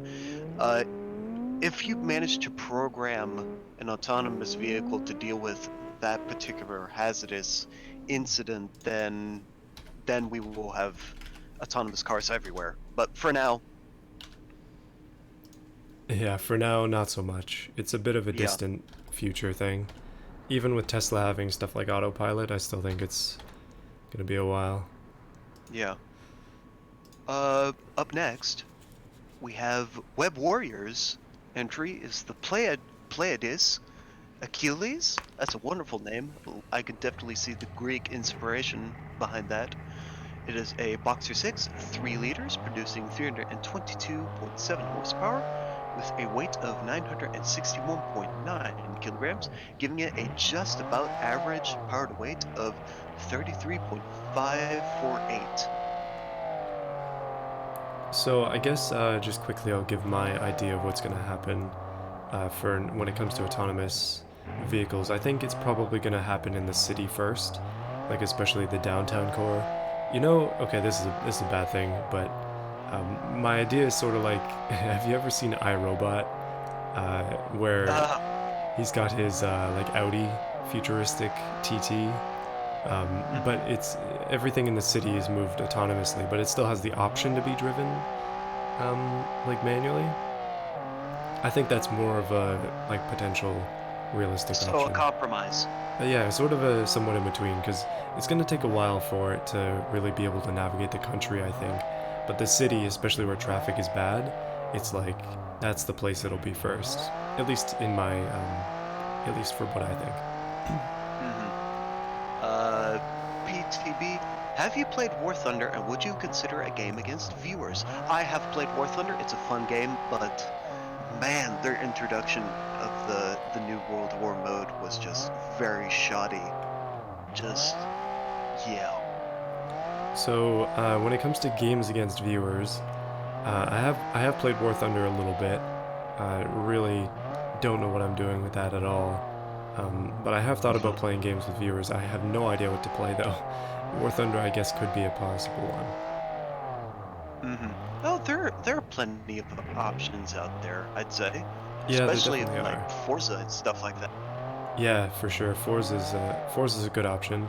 I think that's gonna have to wait until I have a Windows 10 like powerful Yeah, I computer. see.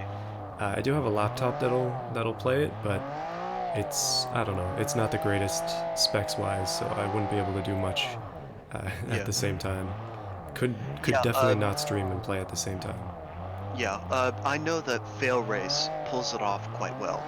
Yeah, So, he does. That's sort of his bread and butter, I think. Samantha Connor, for me, I'm philosophically opposed to automated cars unless their avoidance/protection programming is to always emergency stop. None of that trolley problem crap. That I can somewhat agree with that. Like I said, if you can have an autonomous car drive across that death road in Bolivia, then I'm sold. Oh, hold on. I'm seeing a good suggestion in the chat. Oh, Wreckfest! Simmer22. Yeah, Wreckfest. We could definitely play Wreckfest multiplayer. I have Wreckfest. It's a fun game. Yeah, I've got it as well. And I'm just making Uh, sure. Yeah, so this is Eddie's car. Eddie BT. He waited a long time for this one. BT Motors BTR. It is an Yes. inline 5, 2.5 liters, turbocharged, producing a very respectable 525.1 horsepower with a weight of 1,110 kilograms, giving it a power to weight of 47.306.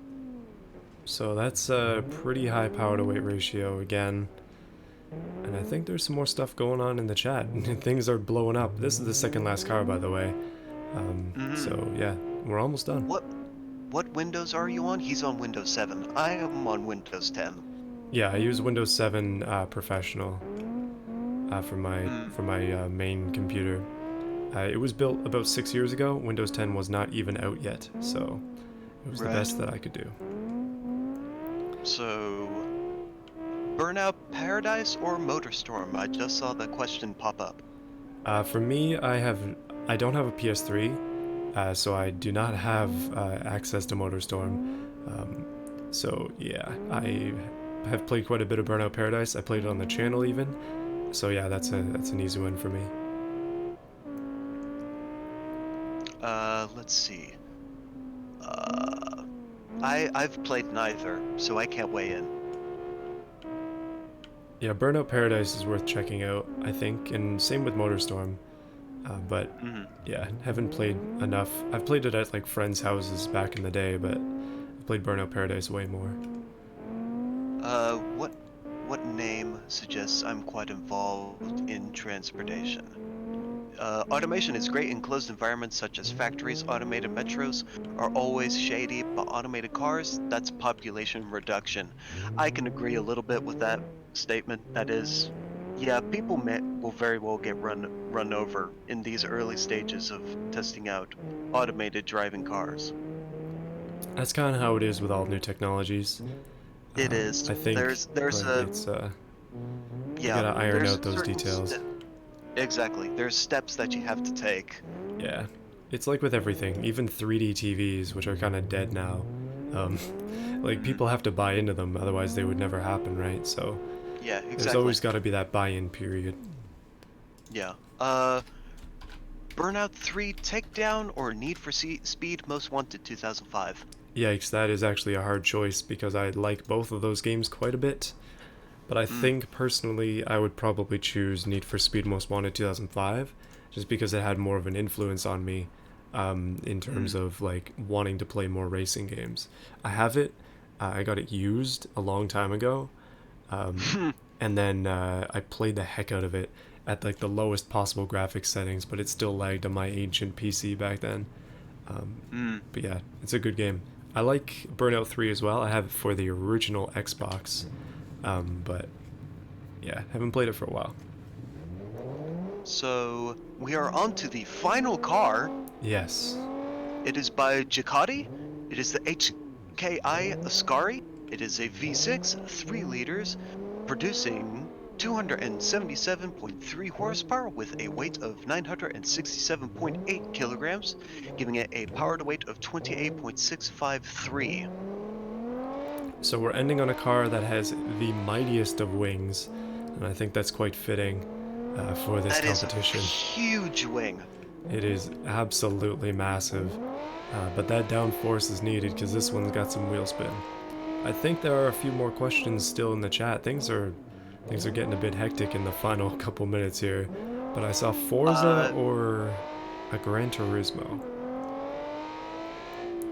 So I think I should probably explain, like, when it comes to consoles, I have a PS2, But I don't have a PS3, I have an Xbox 360, so I've got the Forza games from 2 to 4, and I have no Gran Turismo games, unfortunately. But yeah, definitely Forza. Let's see. I think that's the last question. Oh no, it's frozen again. So let's just relish. Oh, here we are. Ferrari or Lamborghini? I can't choose. Honestly, it's like asking me which do you prefer, Ford or Chevy. A lot of older, I say older, a lot of quite a few people will make that will make that choice. I can't, just because I'm young. I don't know enough about these certain things, so it's just tough to say. I like all cars that are good. So for me, I'd probably pick Ferrari, uh, just because I like the heritage sort of models of Ferraris. That being Mhm, said, Ferrari at some points has been a bit scummy as a company, mhm. and you can't ignore that kind of stuff. But Right. yikes, we lost the mighty wing. That is a 217.5 for our final time. Goodness. Nice. 562. That is a lot of cars down. My goodness. Whoa, it has been a long stream and event.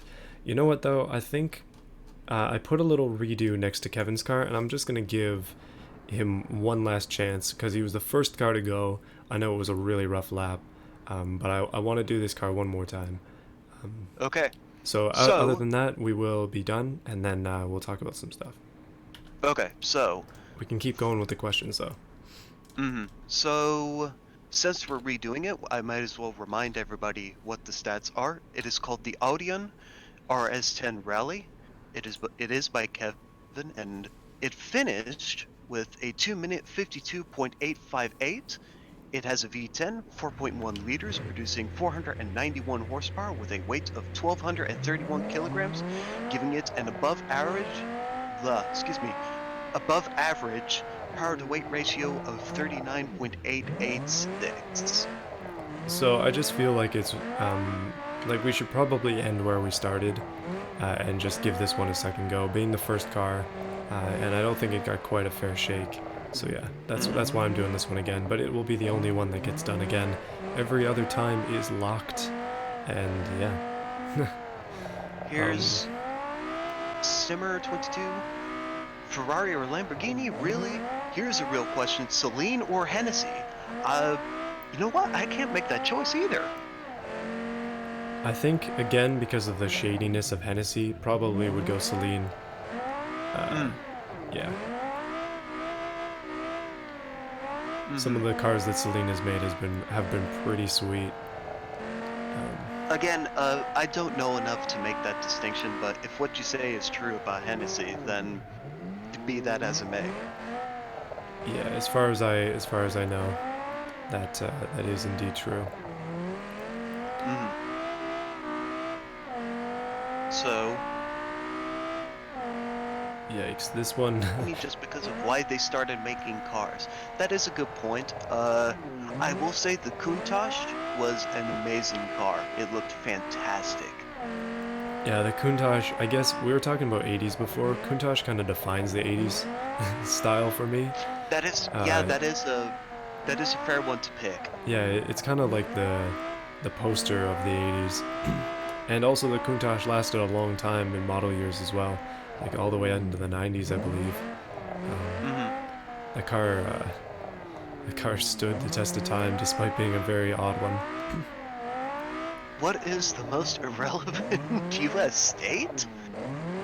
Uh, I have no idea, to be honest. Couldn't even name all 52 states.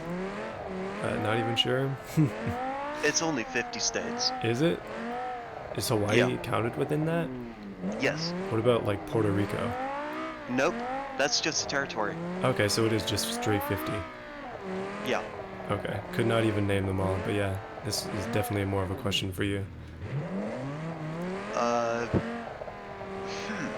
Most irrelevant U.S. state. I can't say. But final question, I guess, as we finish: Chevy Nova or Chevelle? Ooh, I don't.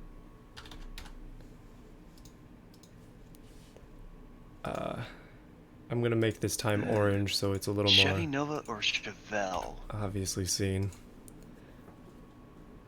I say, I really can't say. They're both really good cars. Alright, so let's start to go through the winners of this competition.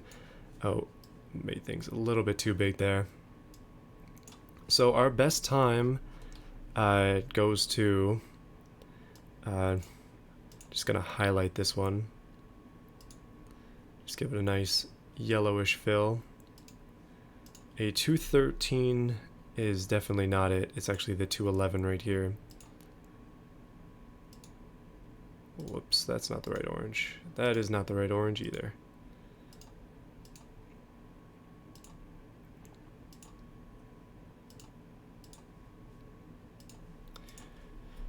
Yikes. Okay, so let's go ahead and go through the winners of this competition.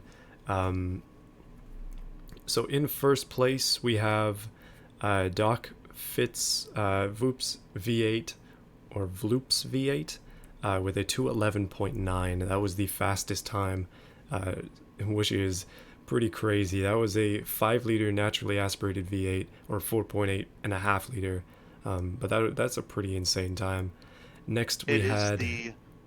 Sorry, I'm back. It is Doc Fix's Vulpes V8. Sorry, yeah. just had to make that distinction. And also the Deer Blav, his car is in second.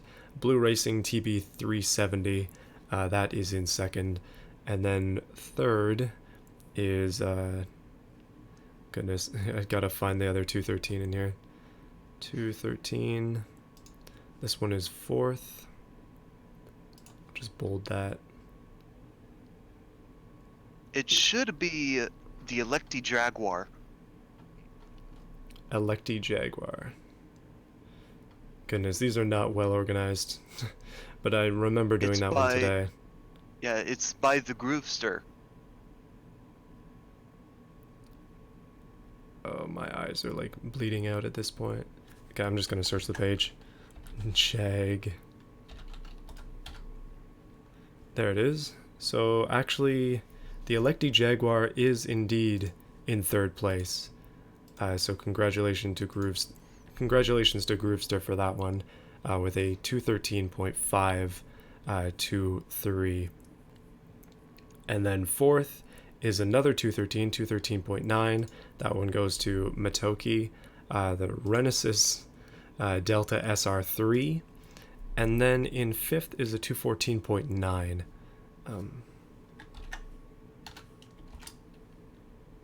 14. There we go. And that is Bursting Shadows Newton Golf Club GT1. That is his car in fifth place. So those are the times. It's been a long run so far. So let's just give some honorable mentions here. The fastest time for the front-wheel drive, four-wheel drive class, I believe, is a 321 from Espanol. The Kema RRS got a 321, and that was a front-wheel drive car.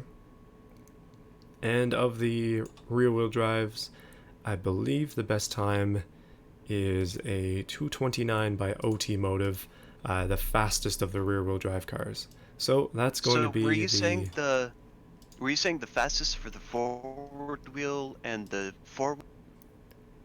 Yeah, I already went through all of them. I think that you are cutting out pretty drastically right now. Well, the fastest for the front and the four-wheel drive was Vito's, the Jabwagon S5 M1 with a 222.559. Oh wait, yeah, it was. I'm looking at a 3. Goodness. You are correct. I saw the 21 and I was like, yeah, okay. But no, you are correct. It is Vito's car. The Jabwagon. So, well done. Yikes. So my perhaps we mistake. should say what surprised us the most? I'll say my biggest surprise is that mine did as well as it did, the 224. It's just a 2 liter. I'm stunned. Yeah, I think yours did pretty well.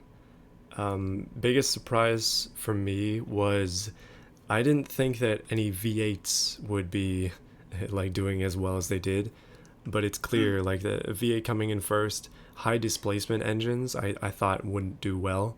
This car being in the top weight class as well, I'm hmm very surprised that that came first, but it was a fast car, no doubt about that. So your favorite car So from the I'll say my favorite would have to be the Satilla Jackrabbit because it just held on for so long, and Cross Leg Luke did not expect that to go so well. It's True? it held its record for quite some time. Yeah, that 216 was pretty good. It held for For a some while. Yeah, for some time it was unbeatable. Yeah, for me personally, I think RCG Racermon, the shift head 969-2, the slowest time in the entire event, Yes, was my the favorite. 419. The 419, but it's pretty funny to be honest. It limped its way to a victory, and a victory in some sense, but last place on Yeah. our leaderboard. So yeah, that's pretty cool. Right. All right. I believe we're So done. yeah, I think that's gonna be it. Uh, All right. Thank you everybody for joining. Thank you to all those who are watching back at home. Or I guess just everybody's at home right now, but goodness, this isn't a sporting event. I mean, on the VOD. But yeah, it's been a good competition. I'm happy that it's over, but it's been fun to drive all your cars. So thank you for putting in this effort. Thank you to Overlord once again for joining me on this journey And I and would also reviewing all of these cars. Or not all yeah, of them, but a lot of them. Most of them. I would like to say that it's been a load of fun doing these streams, and it was fantastic to be an integral part for this challenge and a part of this community. And I thank you all graciously for accepting me in. I think part of that got cut off, but yeah, I think Oh, for Pete's sake. we understand the sentiment. I heard graciously, but it was like an auto-tuned graciously. So did you say anything after that?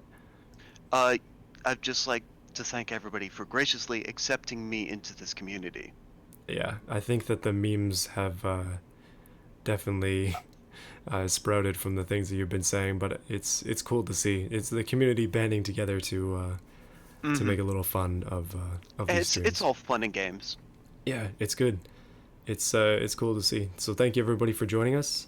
Thank you to those of you who submitted, and I'll see you again. I think I'm gonna have to delay the next video just because there's not enough time to get it done, but should be on Saturday. So yeah, see you then. All right. Goodbye, everyone.